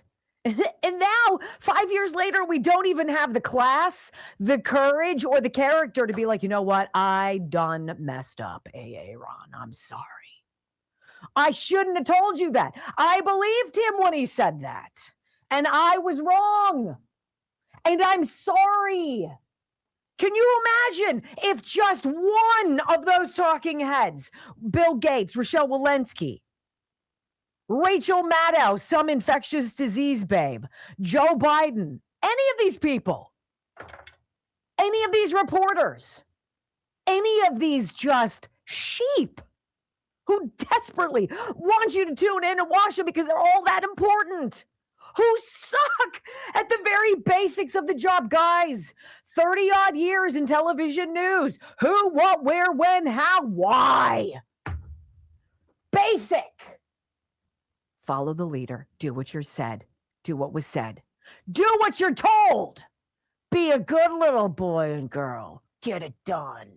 It's going to be a winter of darkness and death. We're blaming you. Oh, that's coming up. Don't think that's not coming up. You guys remember that? Well, we can blame the vaccinated for that. I always loved people who were like, where's your mask? And I was like, well, you're vaccinated, right? And they were like, yeah. And I'm like, then you're safe. Stops with you. When we come back on the Wendy Bell radio program. The Fauci hearing proves we all seem to hear exactly what we want to hear. I got proof, good proof, next on the Wendy Bell radio network. Remember that? Ooh. Well, wait a minute. You're vaxxed out the ass. Why do you care what I'm doing? You're safe. That's the. You're safe. That was the final. That was the beginning and the end, right? That was the alpha and the omega. Well, you're vaccinated, so why do you give a crap what I'm doing? Right. Don't you want me to die? They were rooting for you to die. Yay! I'm sorry? That's called mental illness. Isn't it funny that we both had COVID? Yes. Or the flu, whatever you want to call it. And only had it once. Anthony Fauci was vaxxed out the wazoo. I'll tell you, and he had it 4 times. I'll tell you this. So Joe he had to have both. No, he got the Johnson & Johnson one, I think. So that's the one shot, right? That's what Jack got. Yes. I don't know. Joe got, I forget. I think he got one and then he didn't get any more. But I know he's had COVID at least twice. At least twice. Maybe even 3 times. He never gets sick. That was on vacation. He was sitting there in the sun, dripping with sweat and freezing cold and miserable. I remember that. I ended up getting it. It was awful, and it hit me a whole lot harder than but he got the monoclonal antibodies. And then when he tried to sign me up for them, they rejected me. I'm like, bitches. Sorry, Harley. I'm sorry, but not sorry. You know, 1776 says J&J shot didn't have the mRNA. I think that's what they got. I think Joe and Jack both got Johnson & Johnson. But Jack, like a year ago, this is my 24-year-old, he started feeling weird things in his chest. And he feels like he's a ticking time bomb. He's like, I've seen people on the Died Suddenly Facebook page or whatever.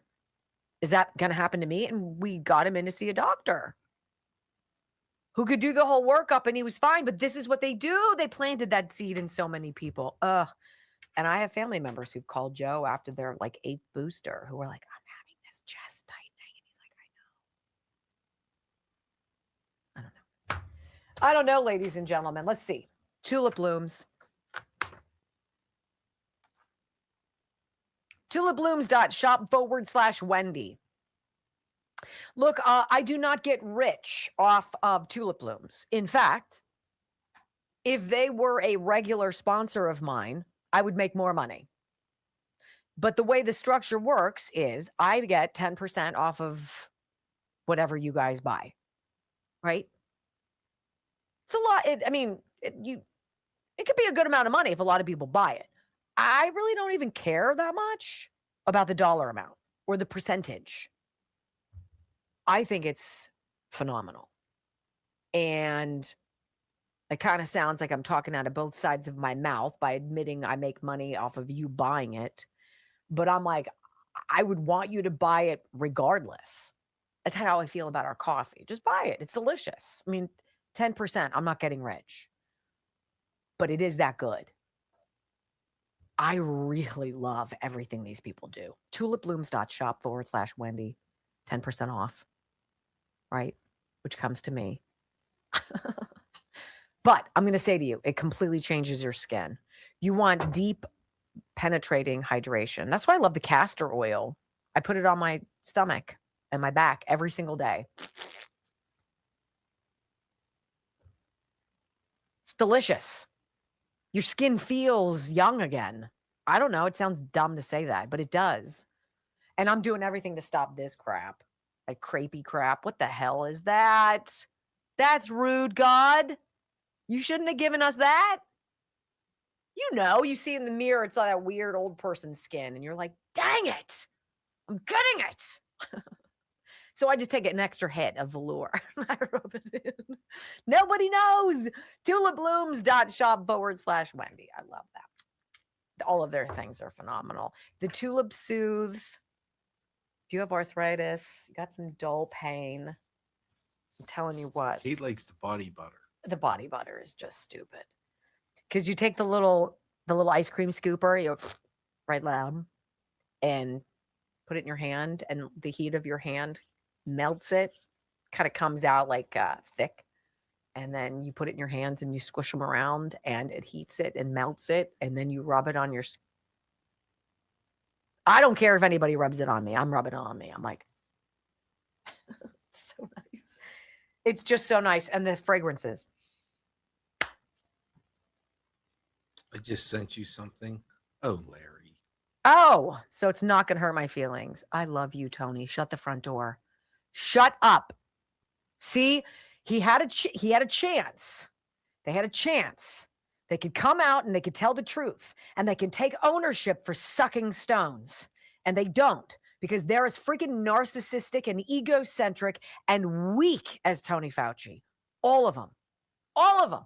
All of these people who demand that you obey are the weakest, most insecure, narcissistic jerks.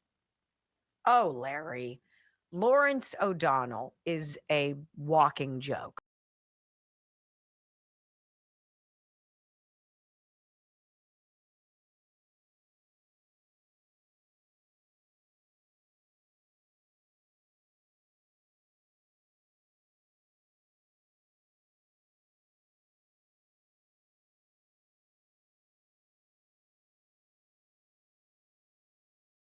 Fauci back in 2022. Welcome back to the Wendy Bell Radio program, wendybellradio.com. This particular clip, 2022, this is 4 years ago, you guys, right? And Fauci already was getting hammered by the flip-flopping of his science. He was getting hammered by parents who were like, dude, can our kids go back to school? He was getting crushed. And he's like, I stand by science. I'll testify before anyone. Ba-ba-da-da. Right? He got his cape out and he was all ready to go fly in the sky like Superman. He's like, I've got nothing to hide. Really now? Let's go back 4 years, shall we? Well, if I become a punching bag, I'm a punching bag, but I am very happy to testify before any congressional oversight committee. I have nothing to hide. I can explain and validate everything that I've done. So, it's going to be inconvenient if they actually are out there essentially threatening to make my life miserable. But I'm going to do what I need to do, and that is cooperate fully because we have nothing to hide at all. Brock, do you remember when they got all fussy about Donald Trump putting a picture of himself as, was he Jesus? Was he God? They claimed it was Jesus. Right. What was it really? What was the story behind it? I have no idea. And isn't it interesting? Do you remember what they did to King Fauci? Yeah, they had a candle making him look like he had like this halo around him and he was some kind of God. Yes. That's what they did. Saint Fauci. But if Donald Trump puts out a joke, they're like, what? So the guy who's like, I don't have any problem testifying. I'm very confident with my science. I stand by what I said. Nobody can, if you mess with science, you mess with me. You get the horns, right? I'll testify before anybody 4 years later. I refuse to answer this. He invokes the fifth 111 times. My, what a difference 4 years makes. It's almost like Dr. Fauci thought he was invincible. Impenetrable. James Carville, still on his back, recovering from hernia surgery, I guess. This is where I have a very difficult time, right? Because there are smart people. There are smart people who are far smarter than they seem because they talk dumb, right? They don't know. They never learned how to speak really effectively. And so you judge them. And that's a problem because they're smart. And then there's James Carville, who you think is smart because he's got a lot of knowledge, right? Who says dumb stuff that reminds you, no, he's just dopey as everybody else. Listen. The main thing we learned from the release of his personal texts or emails or whatever it was is we didn't learn anything.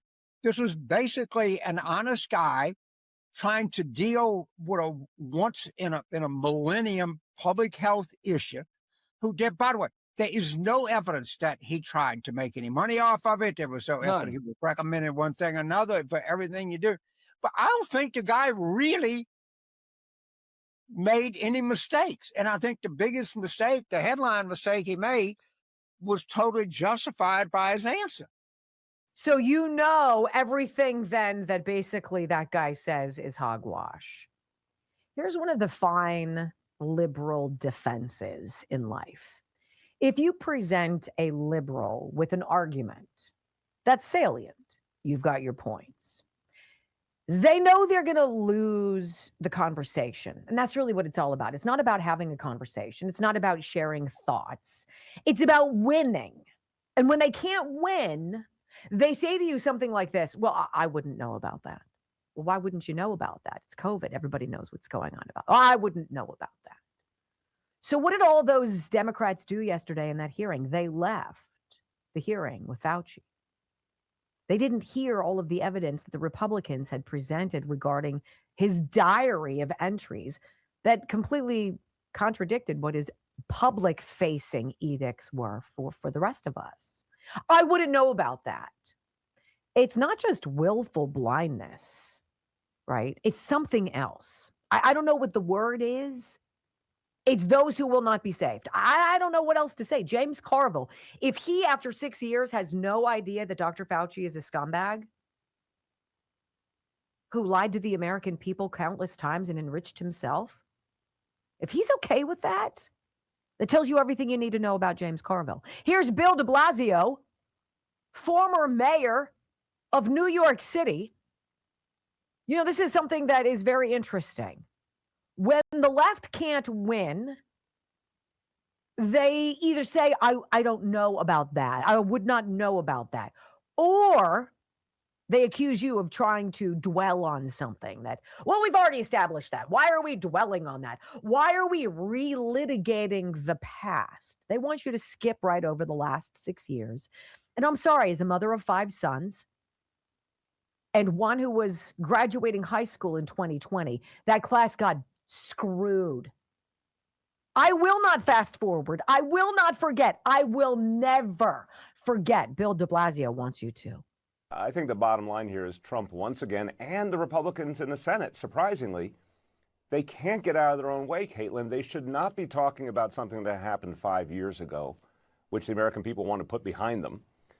They should be talking about the crisis of today, that the American people feel overwhelmed by their economic reality. And every time the Republicans relitigate the past, whether it's the 2020 election or whether it's COVID, it really sends a message that they're totally out of touch with the day-to-day life of average Americans. I just don't understand why they wanted to have this hearing, honestly.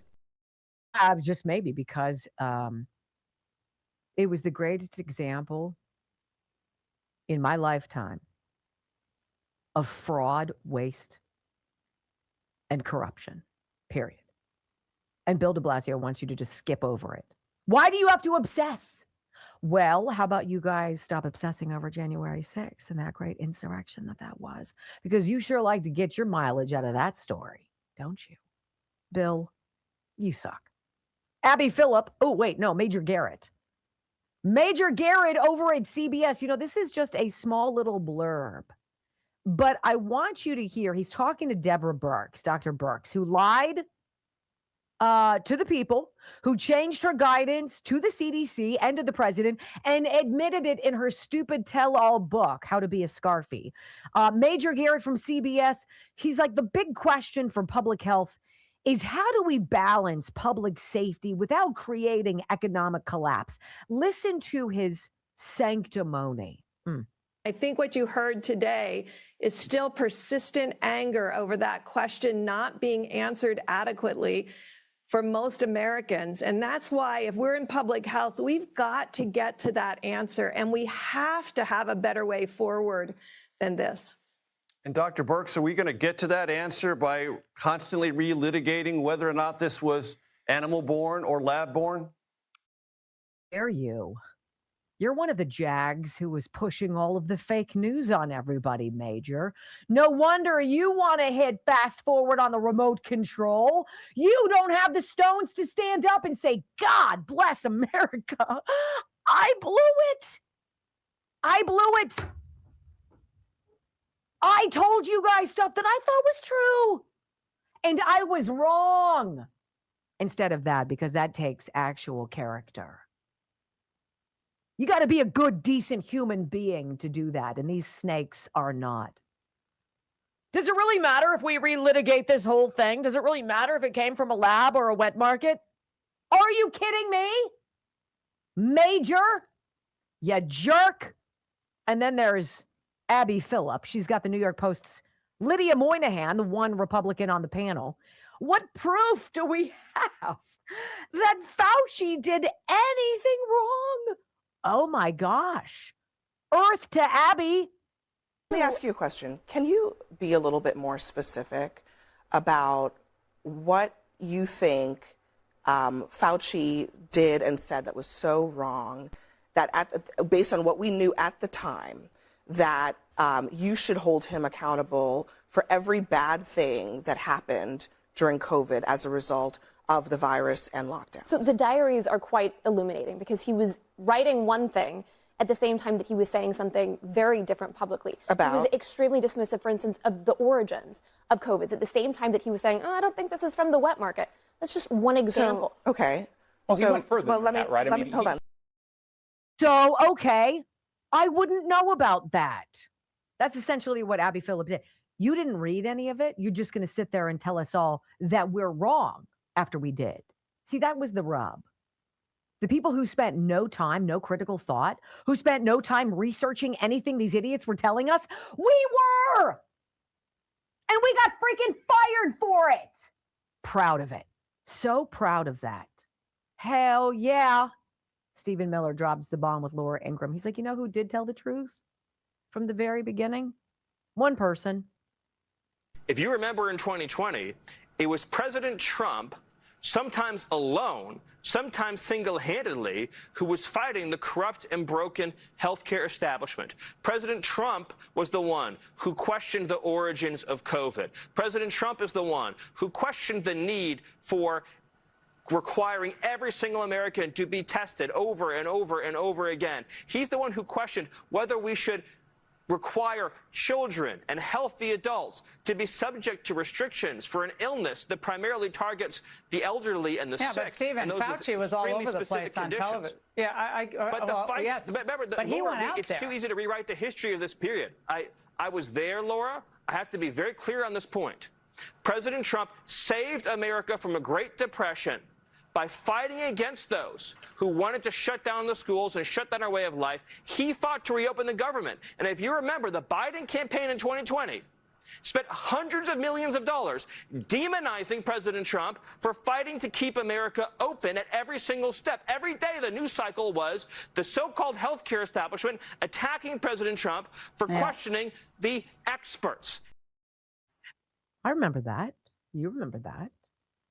We sat back and watched in disbelief, knowing full well that we were witnessing American history and also writing it down so I never forgot. Huh.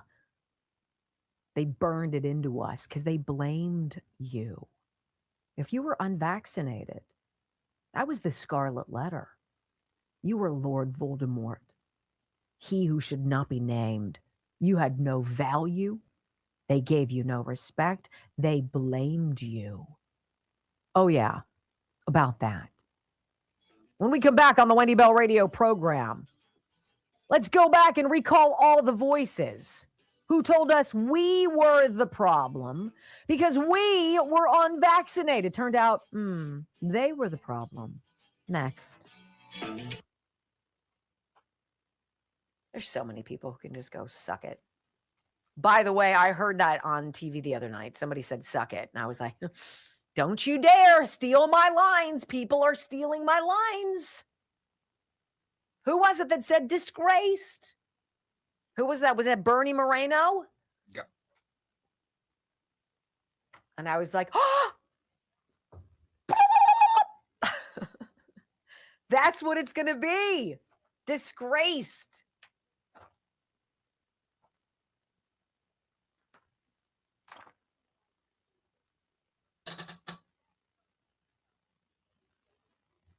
I'm a little fussy today. I'm really not.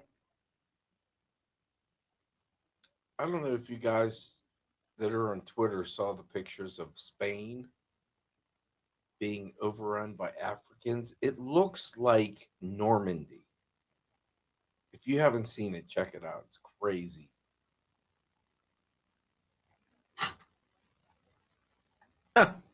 Eagles defensive coordinator, when being grilled by the sports media, I'm going to be like Fauci and just take the Fifth Amendment, all these questions. Did you guys see that? Oh my God. Is that really what he said? Yeah. It's embarrassing. You're an embarrassment. I wonder how my family, who believed, all my, like, literally extended family. I'm lucky. No one in my family got it. Well, your family that you're considering is 3 people. 4. Right? Yeah.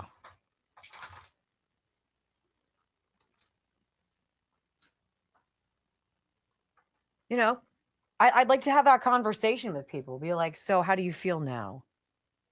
Knowing what you know now.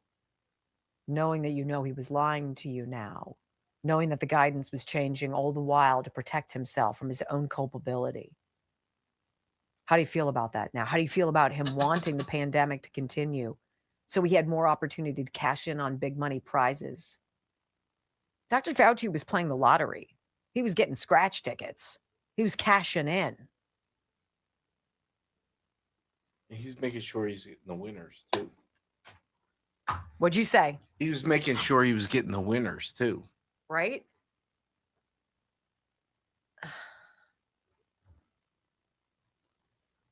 My body is so sore right now. I'm having a revolt.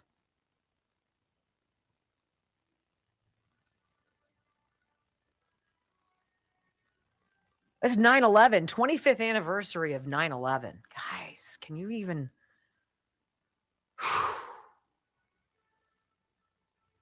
That's one of those that just kind of wallops you, you know?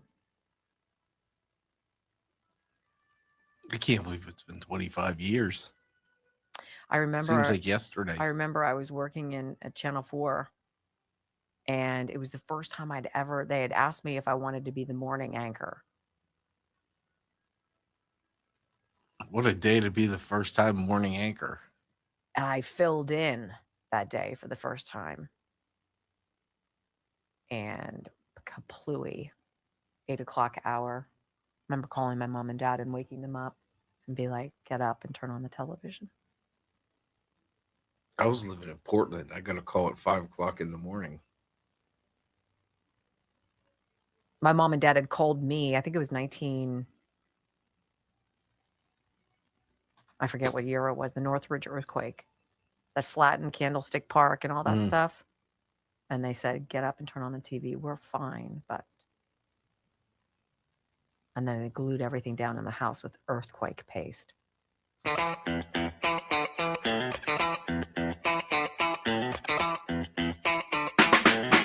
I wish I could write a consulting manual. We'll go back to the Wendy Bell radio program. Because I think I have a unique perspective of what I believe the average human being wants to get from quote unquote the news. We don't expect perfection. I don't expect people to be perfect. But it should be close. It should be fact checked. Somebody with some kind of intellectual curiosity should probably be looking at what's being said. And then if you get it wrong, why wouldn't you come forward and say, you know what? I'm sorry. That's how you regain trust. It can't be just a shtick. It's got to be authentic. And I don't know how many authentic people exist in that realm.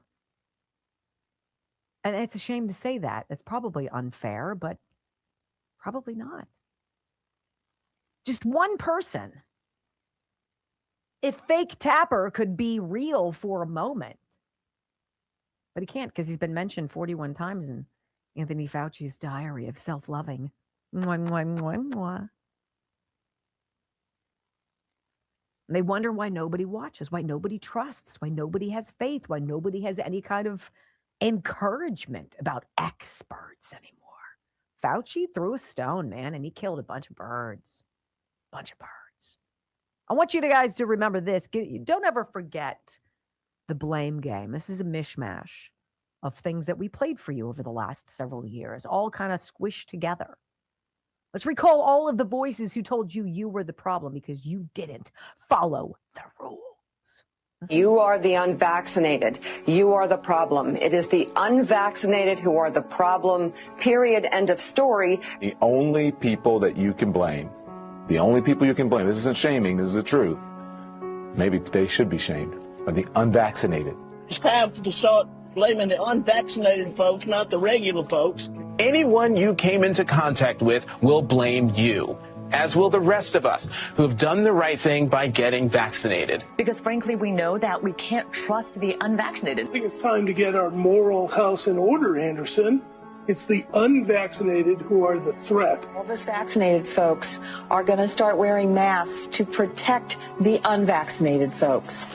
It's called a Christian value. You're basically punishing the vaccinated for the sins of the unvaccinated. People are not behaving honorably. The unvaccinated are basically saying, well, it's open season for me. I can do whatever I want as well. The unvaccinated are basically beating their breasts, running around the country saying, we don't care, we're living free, and so forth. You've been patient, but our patience is wearing thin. The unvaccinated, a group that includes children and people acting like children. And the rest of us are starting to get pissed off. The vaccinated feel the unvaccinated are making me upset or angry. This is not about freedom or personal choice. Well, my freedom is being kind of disturbed here. No, screw your freedom. The other day, Howard Stern weighed in with a much different approach. Take a look. When are we going to stop putting up with the idiots in this country and just say, it's mandatory to get vaccinated?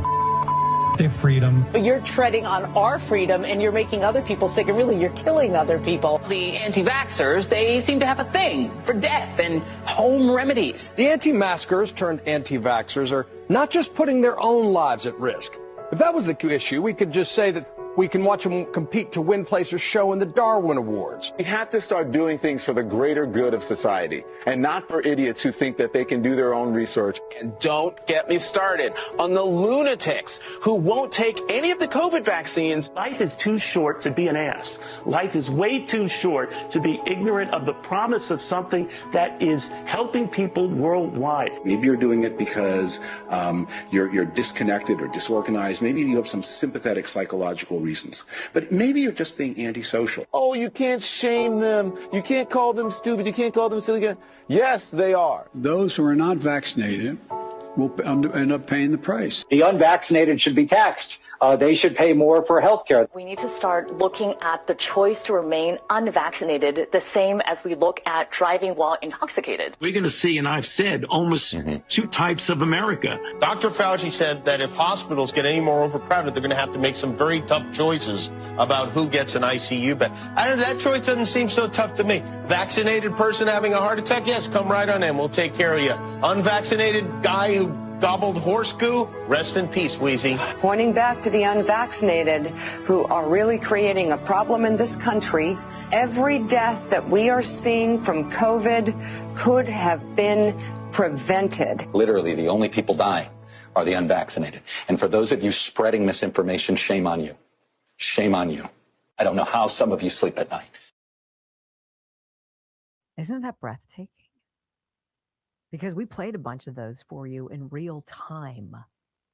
That was the news of the day. It wasn't critical thinking. It was a blame game. When we come back on the Wendy Bell radio program, so much to say to that. Here's a headline you're not expecting. Did you know that the Chinese military shipped vials of coronavirus to the United States more than a year before the pandemic? Huh. No wonder Fauci took the fifth. Next on the Wendy Bell Radio Network. Don Leming. Chris Cuomo, what a dick. How about all of those schmucks? Neil Cavuto, I hated him after that. I wrote him off. Oh, his personal struggle with we all got it, you big turd. Shut up. Shut up. Where's your apology? Where's that? Where is that little thing about connections and about integrity? Oh, we just want to, why are we relitigating? We've got to get past this. I don't want anybody to remember what I said. Oh, we remember. We remember. Yeah, what a dick. Chuck Todd. How many of those people are such losers and their ratings are crap? I counted 11 CNN clips, 8 MSNBC clips, you know, and then your hand job of CBS and what have you, like, whatever. I don't believe anything. I don't believe anything these people say. I believe none of it. And I think that's justified. Morgain's Fitness, MORGAINZ Fitness.com. Tomorrow's the last day, $99 to get in on something very special with Kelly. It's different than the 90-day Ignite program because that package comes with a lot of personal attention. It comes with this personal give and go back and forth with Kelly and her team. That's extra. If you want that, it's called 90 Ignite. Basically, they tell you what to eat and how to exercise. You do the work, and in 90 days, you look like a figment of your former self. That's the secret.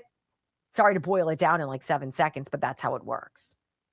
But you can also get your blood work done. Kelly will analyze it. She'll create the food, tell you foods to eat, foods to stay away from. You create your own meal plans. But she'll give you the exercises. She'll give you links to videos of the exercises, but you don't get this. Wendy Bell Radio listeners through tomorrow can get that program for $99. Morgainsfitness.com, no matter where you live. Now, if you want the whole kit and caboodle, that's 90 Ignite. That's going to be more, but I'm getting great results from it. MORGAIN. I'm not getting it, but I'm getting from the public. MORGAINZ Fitness.com.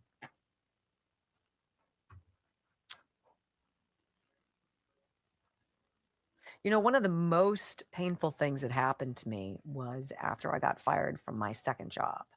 So I've been fired from TV, then I got fired from radio because it was alleged that I was telling police to shoot protesters in the street during George Floyd and all of that stuff, which is idiotic. So there was something like a 17-second clip. I was isolated, taken out of a 8 or 9 minute monologue, like they did with Donald Trump, 60 Minutes, et cetera, et cetera. And so it was set up to make it sound like I was telling police, go kill people. Just go out there and kill people. I'm like, And it was blasted on X and what have you. I guess my sister saw it. And I didn't talk to her for several months after I got fired. How's that for support? Whatever. Anyway, when we finally did, she was like, oh, honey, I read what you wrote. I read what you said. I heard what you said. I'm like, you heard what I said. 17 seconds. It was part of an 8-minute monologue. Did you hear all that? I really didn't need to. That's up there with, I wouldn't know about that. Right? Because when you say that, there's no conversation. That's not inviting enlightenment. Educate me. Because you'd say, I'm not familiar with what you're talking about. What's that? Or I wouldn't know about that. There's a difference. That warm, inclusive, super friendly group of people. Yeah, that's that group. It's unfortunate. But again, you guys all see things about family members, right? You see family, you see friends. We've seen true colors from people. It was brutal. It was brutal. It's hurtful. That's unfortunate. I was disappointed. I thought that she would have more critical thinking skills about me and who I am. But she put me in a box of rabid right-wing MAGA enthusiasts, right-wing extremists. And I'm like, I'm MAGA, but I'm not extreme. I extremely believe in America and that we should stop being lied to. Right? If that makes me extreme, I guess I'm extreme. It was unfortunate. I remember telling Brock that. It was very sad. Probably not as sad as the gentleman whose daughter prevented him from seeing his grandchildren because he refused to get the shot. And she demanded proof. Here's proof that you're not in my will. How about that? It was gross. Gross times. 542 people. Oh.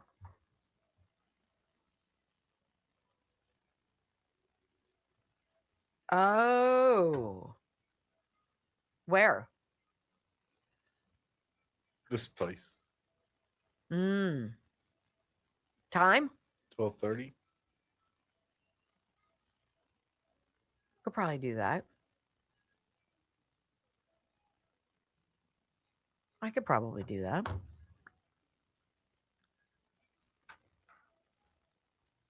I don't know. I don't think you forget a lot of those things, you know? You don't forget about that. And I don't think you just move on from it either. Which makes sense, but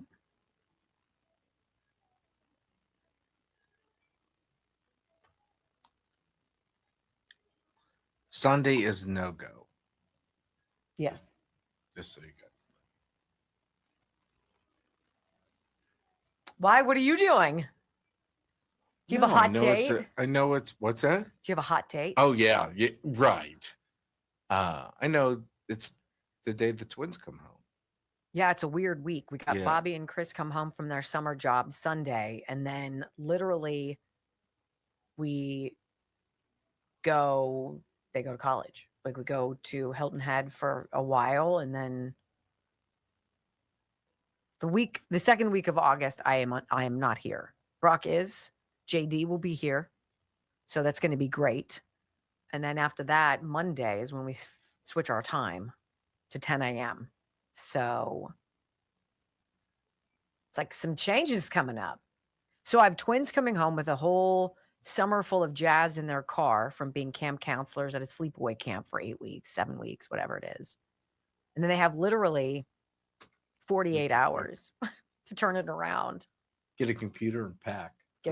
That's bingo. Right there is what you said.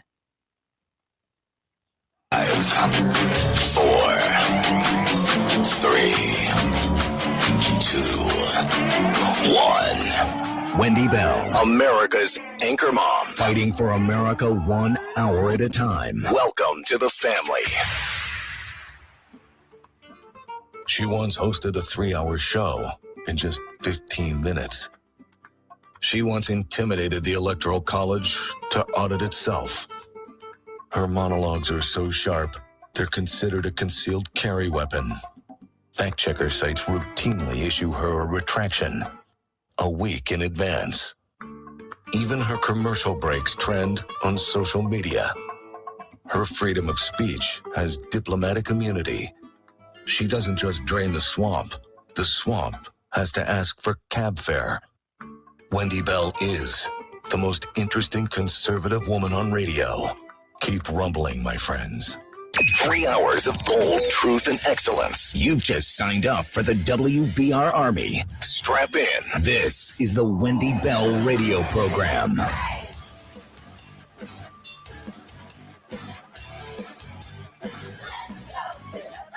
Hey, welcome back. Hour number 3 of the Wendy Bell radio program is live. This is an important story, and it actually broke on Tuesday. I'm a bit late in getting it to you, though I'd be honest with you, I haven't seen it anywhere else.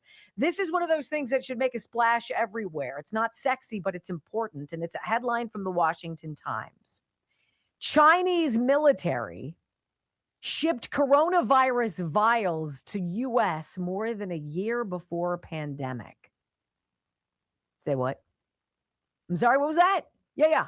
Chinese military shipped coronavirus vials to the United States more than a year before the pandemic. Huh. Tell me more about that. Okay, I shall. Here you go. I mean, please. The whole Fauci thing with the wet market and the stupid pangolin, and maybe it was a bat, and then they had, there was some soup, and maybe there was some. Shut up.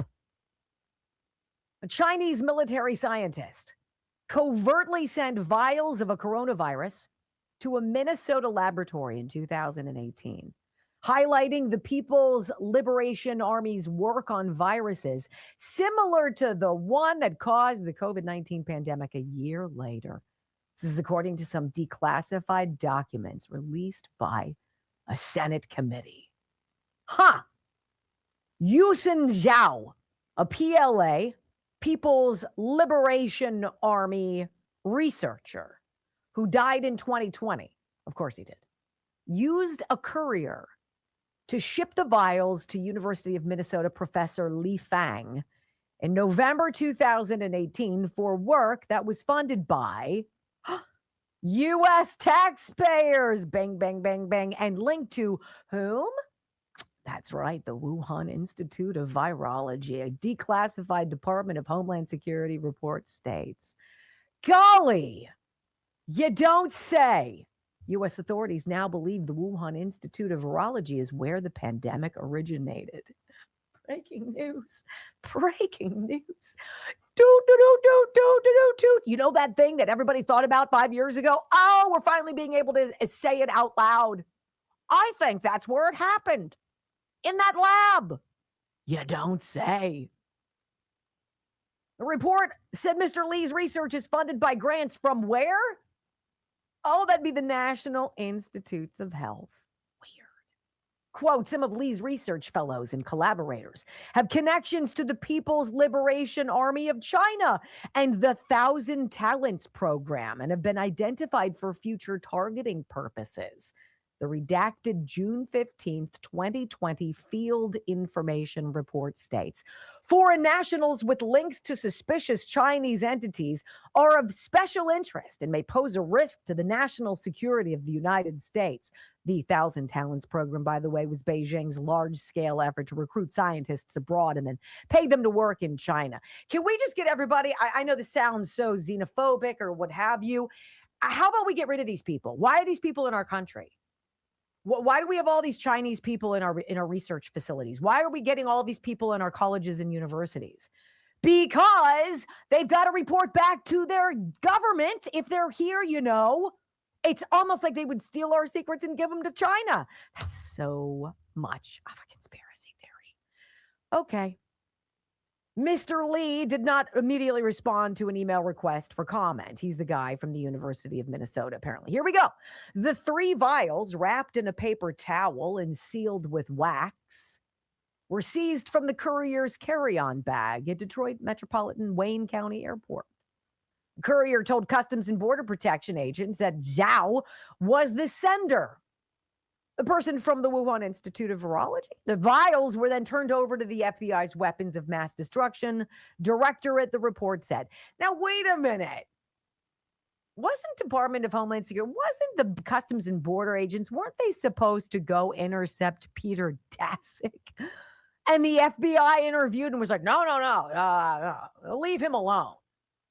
Well, he's coming back from China. He's suspicious. He's got packages on him. No, he's cool, said the FBI. No, he's good. Really? FBI forensic scientists later determined that the vials contained precursor mRNA and a partial porcine, I think that's how you say it, epidemic diarrhea virus spike protein. Wow, they're bringing all the best stuff from China here to America. You want to have burning squirts? There you go. I mean, aren't we in the middle of some digestive ailment right now caused by some parasite? Yeah, some lettuce. Like, right? Here's what you need to have. You need to have burning splatter.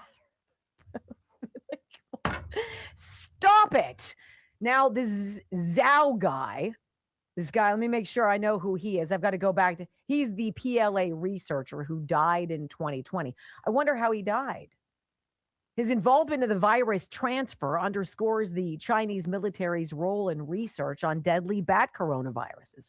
Why are we working with communist China?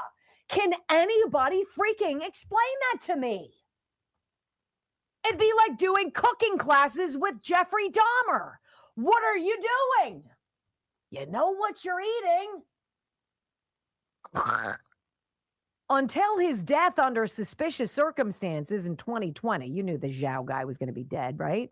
He worked closely with the Wuhan Institute's Xi Zhengli, known as Batwoman, by colleagues in China because of her extensive research on emerging bat viruses. You guys, I'm surprised it took until 2020 for us to have a global pandemic to murder 20 million people. Hell, they were tinkering with them years in advance. Zhao, 54, died in May 2020 after a fall from a building. I'm sure it was just a bad step. I know. I hate when that happens. How did he die? Fell off a building. You know what? That almost happened to me last Tuesday.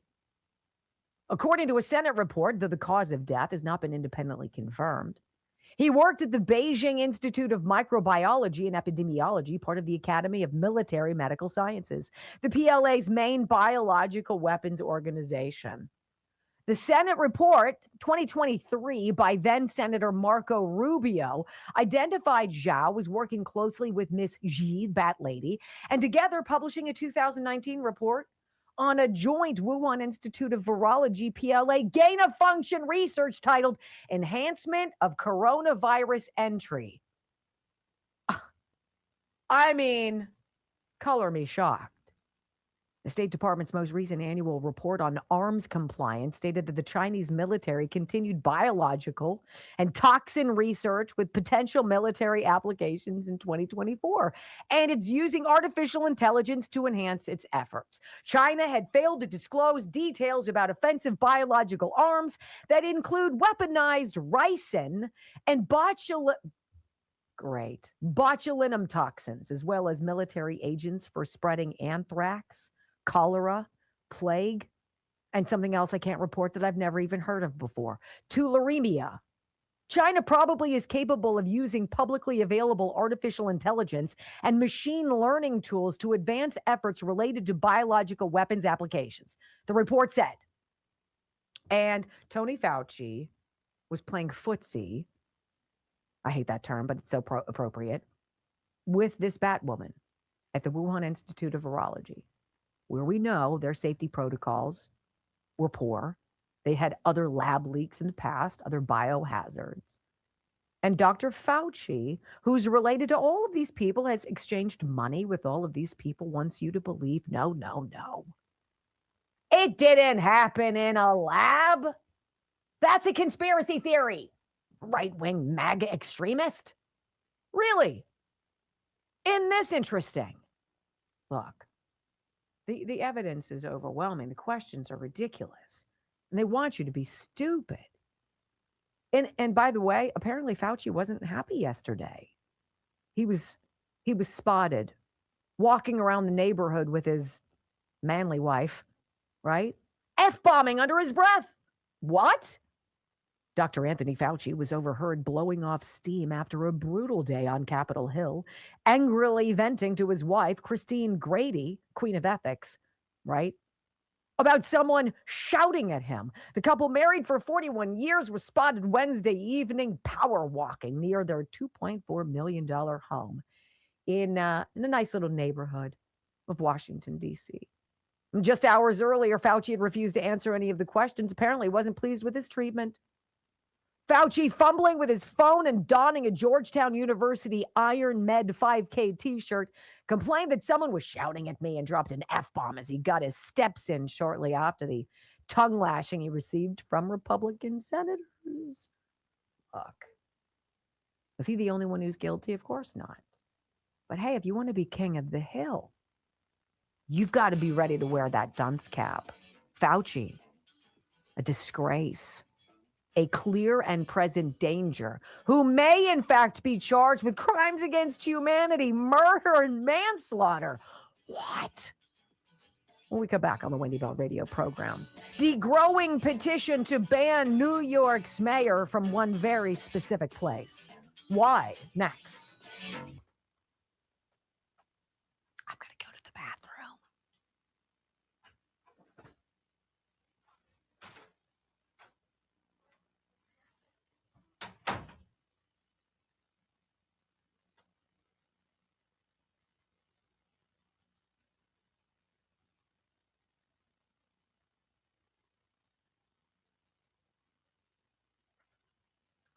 I said before, if you haven't seen the video from Spain, I'm sure it's everywhere.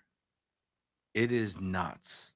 It is nuts. If you're in any of the chats, let me know if you've seen it. Am I crazy for thinking it's a complete invasion? It looks like they're storming the beaches at Normandy, and they're letting these people in, which is pretty much. I mean, if you guys remember remember when they were coming across the border and they took a forklift, I guess it was a forklift or some kind of heavy machinery, and lifted the fence and let them to go under. This puts that to shame. This is just, yeah. I don't know if you can post the link, Amanda, and pin it, but people just, I mean, thousands. It's absolutely crazy. There will be a pet show, I believe, on Saturday, 10 o'clock. It'll only be an hour because I have somewhere to be. But if you have questions, you want to get your questions in, it's wbrbrock@gmail.com. Easiest way is to ask right here on Rumble, and we get to as many questions as we can. And it's free advice. All we ask for is a Rumble and a follow. Remember, even this page, follow it. So you know about the pet show, so you know about Weekends with Wendy, and you get rid of the clutter at the bottom of the video screen. I was talking about that video from Spain. I can't stop seeing that that's just nuts. It's an invasion. Europe's screwed. I mean, the whole... Did nobody see England? Well, you're not allowed to have guns there, so they just knife each other to get to death. Yeah. I want to tell you about the Simkovich Concussion Institute. It's an intensive treatment protocol. So when you come to Pittsburgh and you meet with Dr. Simkovich, first of all, you would have already been communicating with him. He would have said to you, hey, do you have brain scans? Do you have an MRI? What do you have? I want you to get these tests. I want to see what's going on. He'll then look at your films or what have you, be able to assess if he thinks he's able to help you. And if he's able to help you, and he's a very optimistic man, but he's a realist, he'll say, I really think I can, and I'm going to put you on, this, to this person to schedule you. They ask you to come for probably 4 to 5 days. And they're like, hey, we want to be able to get you Monday, Tuesday, Wednesday, Thursday, Friday. Now, you might be done on Wednesday. We might be fixed with you. Your concussion, your traumatic brain injury, whatever's going on, we might have you fixed by Wednesday. But we want to keep these things open because we want to focus on you this week. And then people get fixed. And the chronic headaches go away, and the anxiety and the stress, and the sensitivity to light and noise and other things, and the feelings of, what it feels like. That's the Simkovich Concussion Institute. SimkovichConcussionInstitute.com, 412-366-3700. Everything from accidents on the field, car accidents, war, essential tremors, and headaches. SimkovichConcussionInstitute.com.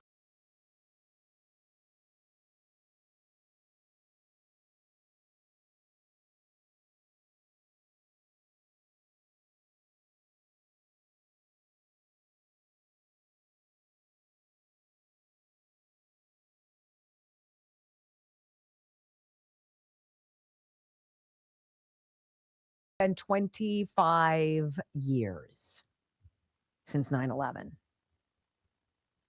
25 years. The baby, Todd Beamer's wife, Lisa, that was her name, was pregnant with,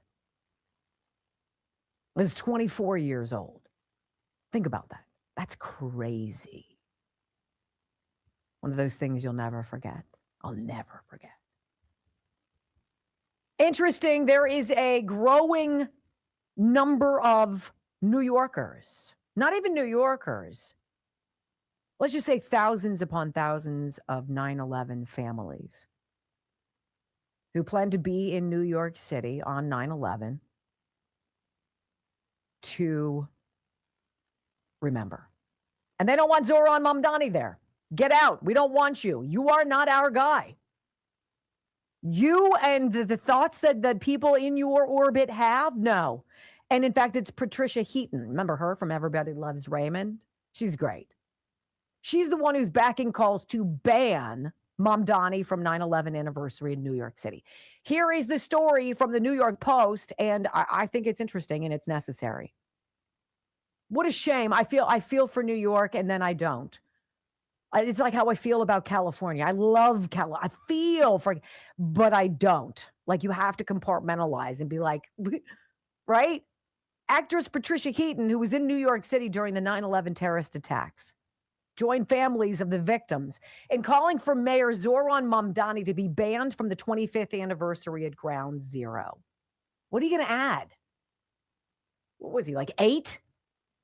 The Everybody Loves Raymond star, who's now 68, backed the petition organized by families of 9/11 victims, which has amassed almost 45,000 signatures as of yesterday. And she put it on her X account that has more than 500,000 followers. Keep it going, New Yorkers.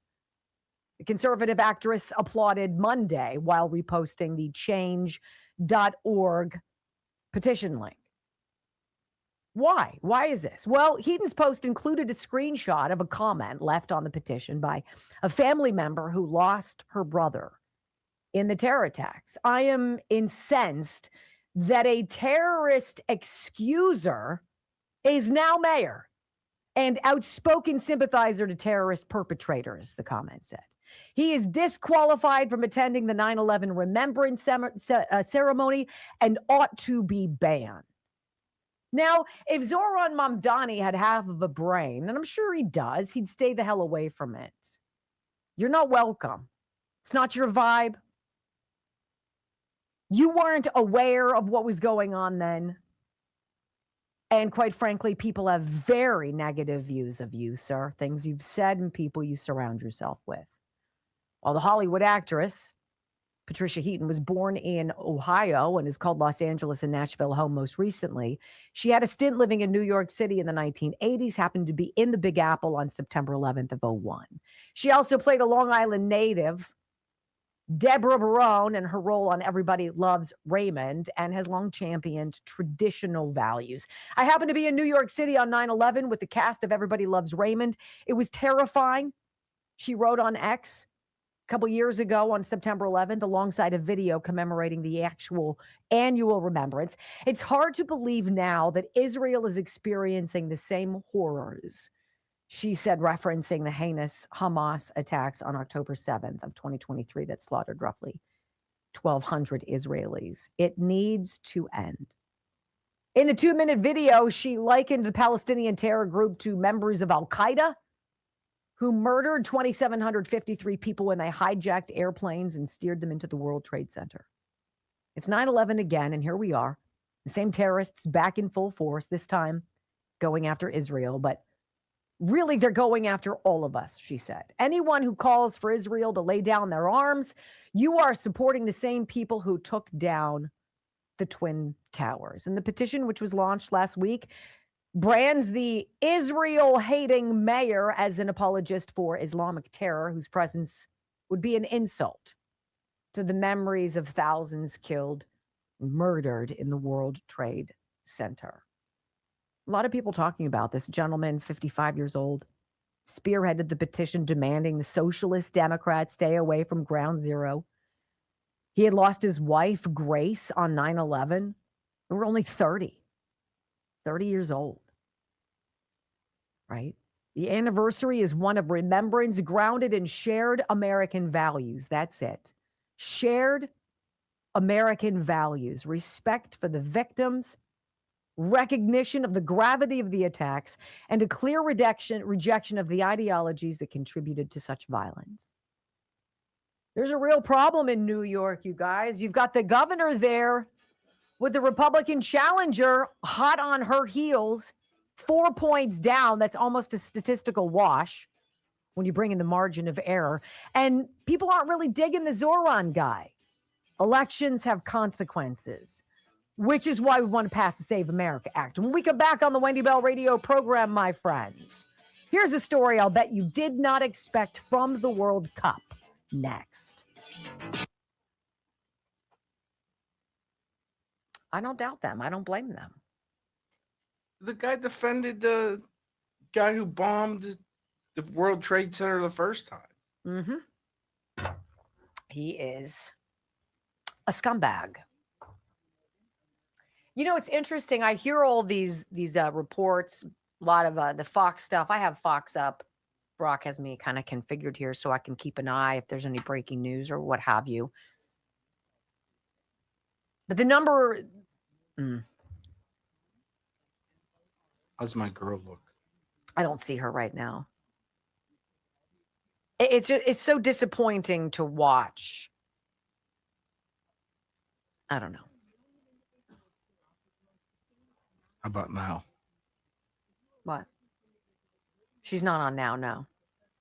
She's on from 1 to 3. It's a commercial break. Oh. You want me to tell you about the Viking Cruise Line ad? It looks nice. They're at sea somewhere. Here's Judge Andrew Napolitano. Do you want me to talk about what he's doing? He's talking about 401ks. Oh, that's not what you wanted. Got it. I mean, seriously now, how good does a cold beer sound? You're at the end. It's the home stretch, baby. It's 5 o'clock somewhere. All right, who else do I need to talk about? Sniper. Sniper. Remember, buy everything on the site. Just not sniper. So I use Knockout today. Knockout is the greatest deodorizer. If you have anything in your house that's smelly, Knockout, which is the sister product to Sniper, is just a phenomenal deodorizer. So I'll tell you what it was. And it was my fault for leaving it. So I'd gotten lobster tails and I'd gotten them at Sam's Club. And I was like, they're like $28 for 4 lobster tails. I love lobster. I was talking about lobster the other day, right? I love it, but I don't go out and buy it, for heaven's sakes. It's just not what I do. So I saw it on sale or what have you at Sam's. And so I bought 4 lobster tails. And we're trying to eat stuff out of our freezer and our pantry and all this stuff. So I was like, all right, I'll make surf and turf. So I thought out some Riverbend Ranch steaks, 2 of them, because I thought that with 3 of us, it was plenty of food. And then I cut open the lobster tails after broiling them, took the flesh out, fantastic, and threw the tails away. You don't want that in your house. It's like shrimp shells. You just don't, because they reek. And this morning I went downstairs and I need to empty the coffee maker and the grounds. And I was like, oh, it was so vile. And I wrap it up and I take it out to the garbage and I took the Knockout and went to the bathroom, went back to put the bag in the can, and the smell was gone. I was like 30 seconds later and the smell is neutralized, and it's freaking lobster shells. Disinfectwithsniper.com. You can get Knockout, but you can't get Sniper. Not until Monday. Well, you can get the mosquito stuff too. I haven't been bit. 10.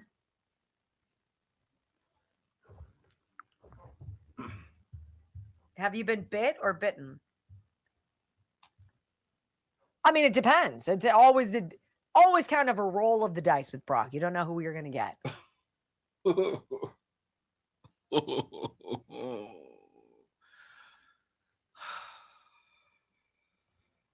This is that emoji. It's my favorite emoji. Which? Oh, yeah. I get that quite a bit. Do you? This is a huge story.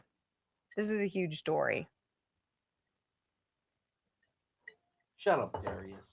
Uh-oh. Don't be nasty. I got kicked out of Rumble. How'd that happen? What? I don't feel like we're getting any love right now. But I've been spraying that mosquito from Disinfect with Sniper. Mm-hmm. And they haven't They've stayed away from me, which is kind of nice. Oh, your girl looks good today. See, Mm-hmm. Less is better with her. They put these huge, ugly, fake eyelashes on these women on the news. There's nothing natural about it. You guys remember when I used to do that? And I was like, real or fake? And you're like, fake. And I'm like, dang it. Is it because my face was glued together? Because I was trying to figure out how to use fake eyelashes. I was curious because everybody was doing it. They're the most miserable things in the world to wear. So I stopped, but I did it for a while. And they put these big ass eyelashes. They're like this. Harris Faulkner looks like she's got butterflies on her eyes. I don't understand why they do that.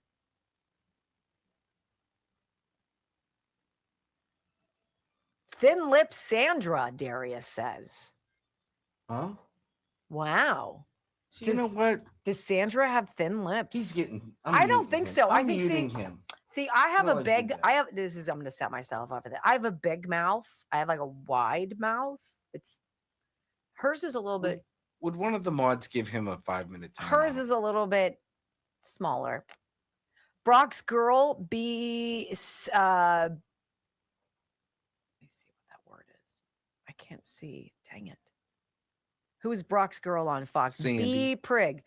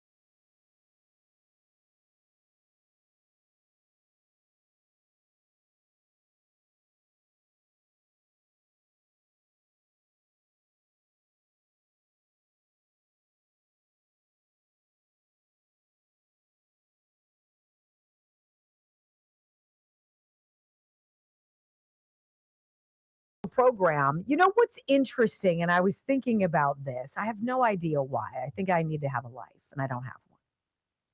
You know, all of the people out there, Republicans included, who were adamant about getting to the bottom of Jeffrey Epstein, his list, his files, his clients, the people. We were told there's no list, there's no black book, there's no evidence. He didn't record anything. There are no photographs. Like all that's hocus pocus, and you know it as well as I do. That's garbage. But I find it interesting that the people who are so adamant about fighting for, I mean, how many young women was it? If we were to say 100, which is horrible, horrible. They fight and fight and fight for the justice for these victims who were trafficked basically as sex slaves to gross, overweight slobs that were friends with Jeffrey Epstein, right? They want that information out. And yet they have no interest at all in the 450,000 missing illegal alien kids who came here without family, who the Biden administration disappeared. Isn't that interesting? Like, you're so interested in this, say 100, 200 women, young women, right? But over here, we've got almost 500,000 who have been raped on their journey to the country they thought was going to be their salvation. And yet crickets. See, this is the weird juxtaposition where I live in my mind. Because these two things aren't the same. You know what I mean? How is that possible? I want to open, I wrote another recent one. Here, let me see this. It's like socialists. Brock, you've said this a bunch of times. It's like socialists who say they want the government to control everything, right? The transportation, the education, the grocery stores, the health care. But when it comes to the federal oversight of elections, no. Government can't be a part of that. No, let us do it at our level. That's like, those two things don't make sense to me. Does that work for you? Does that track? Well, then there's this story. And this is why I wanted to talk to you about the human trafficking. Because this is a huge story. And if you're anything like I am, you feel that there is an extraordinarily disgusting, nefarious, evil underbelly in this country, almost like another country below the ground, where it's hot and it's dark and it's dirty. And I believe that children are bought and sold, and women too, into sexual servitude, and that it's been going on for a hell of a long time. And Donald Trump becoming president the first time sent shockwaves up and down the spines of those who are involved. And there's a lot of people. And it's disgusting. Epic Times headline: over 900 suspected human traffickers arrested during the FIFA World Cup. You know, my neighbor across the street seems like a nice enough woman. She's a doctor. She's a doctor. And she has a sign up in her yard that says, protect your neighbors from ICE. Oh, I don't want to protect my neighbors from ICE. I want ICE in my neighborhood protecting me from my neighbors. I mean, like, there's a difference, right? 900 suspected human traffickers. That's giant.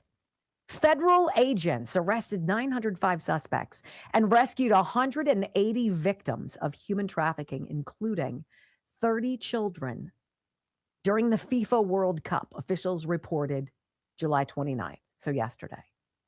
Agents with DHS, the Center for Countering Human Trafficking and Homeland Security Investigations, partnered with federal, state, and local authorities during the operation. And then you've got some governments who are like, we will not comply. Stay away from our people. Don't go anywhere near our detention centers. You know that there's human smugglers there, human traffickers, drug dealers, pedophiles, rapists, murderers. Yes, but we need them to vote. While Americans and international visitors were enjoying the FIFA World Cup, the men and women of ICE, law enforcement, were hard at work cracking down on human trafficking operations in FIFA host cities across the country. Assistant Department of Homeland Security Secretary Lauren Biss said in a statement, authorities described two of the operations carried out during the soccer tournament. I'm so excited by this. On July 24th, so just about 6 days ago, federal agents served 8 arrest warrants in an adult bookstore in Dallas that had operated as an illegal brothel for more than 20 years. The investigation revealed thousands of adults and children were sold for commercial sex through the business. Agents were able to identify dozens of victims, one of whom had been murdered in 2024, according to DHS. But totally protect your neighbors from ICE. Got it. The suspects arrested were indicted on several charges, including sex trafficking by force, fraud, coercion, and conspiracy to launder monetary instruments. Where are all the Epstein people? These kids are being raped. One was at least murdered. Where's your ire over this? Again, shrouded by politics.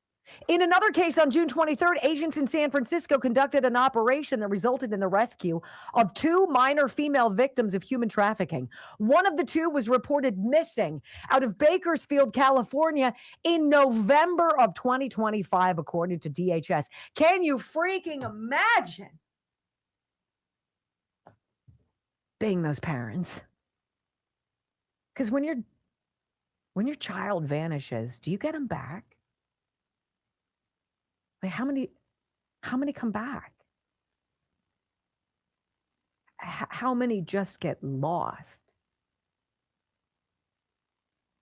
and raped? South Florida reported the highest number of human trafficking arrests during the tournament, with 190 across the Miami-Dade region. Of those, 34 were felony arrests. In Kansas City, a smaller operation by law enforcement during the World Cup resulted in 19 arrests and the rescue of 9 children, according to the FBI. More than 15 law enforcement agencies worked together to find human traffickers. 15 law enforcement agencies. Well, this is an unfortunate fact that numbers like this confirm the threat is still one that exists in our community. I'm proud of the work of all of the partners involved to help us on this surge, said Chris Ormerod, FBI Kansas City special agent in charge. Human trafficking is the exploitation of a person for labor, services, or commercial sex acts through force, fraud, or coercion. Any exploitation of a minor for sex is considered by the FBI as trafficking, according to the agency. Federal authorities also took other enforcement actions. 700 unauthorized drones were seized by DHS and the FBI. CBP flew its air and marine operations over stadiums and host cities on more than 50 missions. CBP also completed more than 19,000 inspections of vehicles and seized nearly 475,000 counterfeit FIFA World Cup merchandise items valued at about $33 million. These are the people Democrats want to defund, want to vilify, want to demonize, want people like Renee Good and Alex Preddy to go either take weapons like guns or cars and go take out a few of these agents. Now, that's twisted. Homeland Security investigations also made 48 arrests and 164 seizures related to the counterfeit goods, which included more than 530,000 items worth over $85 million. You know, it's that you can't be demanding transparency and facts and justice for Jeffrey Epstein's victims, right?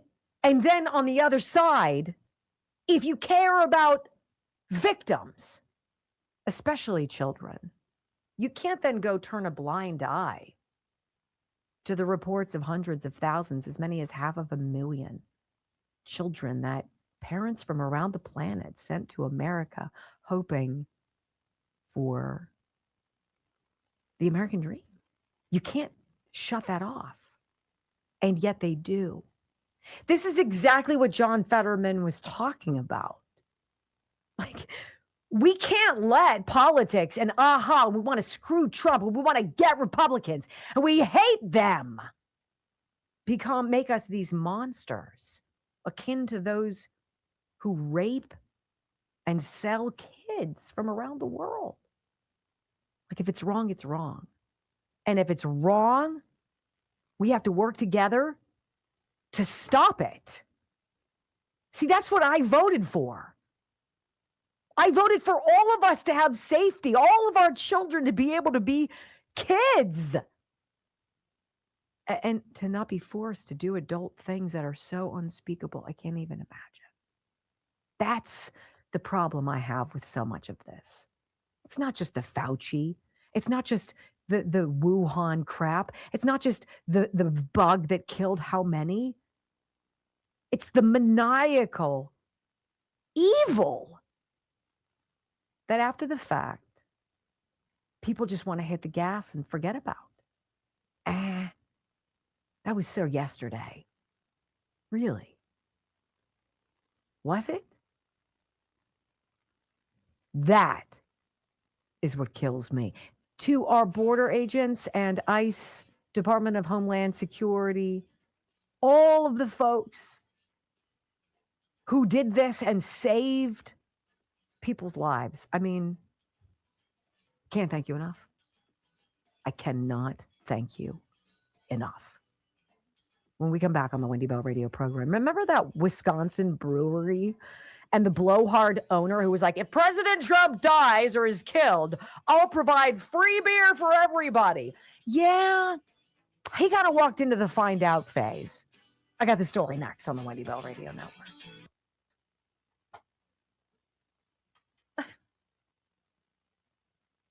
Epstein's victims. They're other people's kids. We don't care about them.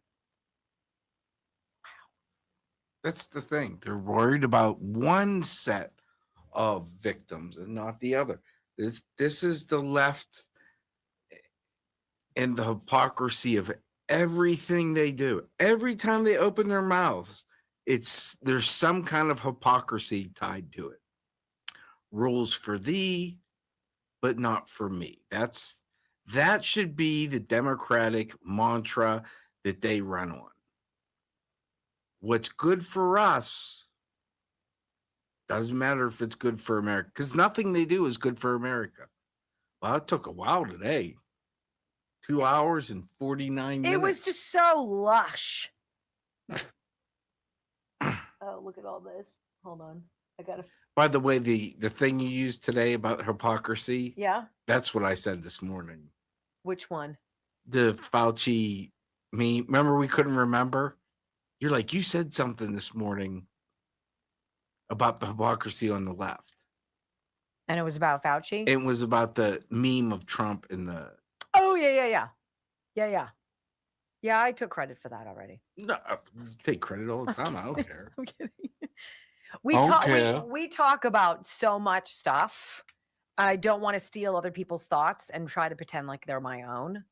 But I like to share good ideas because I think that that's how we're going to fix this. I'm so used. Then you are the first.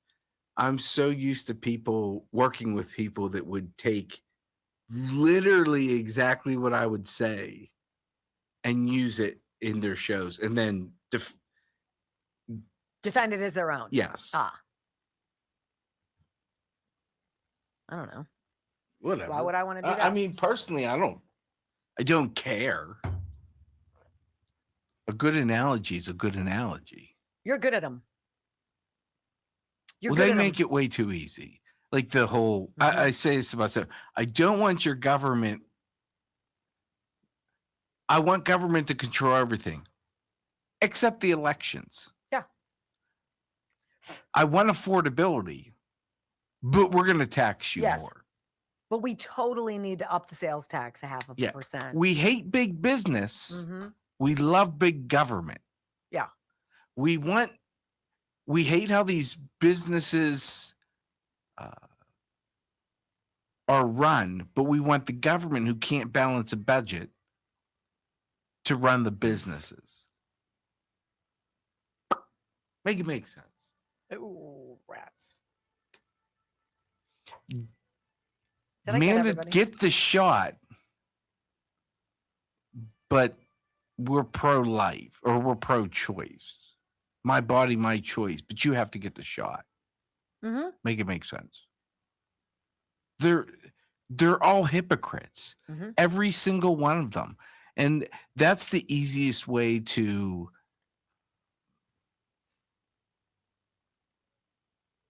argue, I'll say, with a liberal. Just point out the hypocrisies of everything they say. It's so they make it so easy. It's not even fun anymore. It's just like, oh, I gotta disprove another one of your idiotic statements. Jeez, I'm getting tired of this. Is everybody in the WNBA a lesbian? No. Okay. They are all, the majority of them are woke, and their majority are all victims. You know, make a hoop. They're talking about the Storm right now, the co-owner suspended, blah, blah.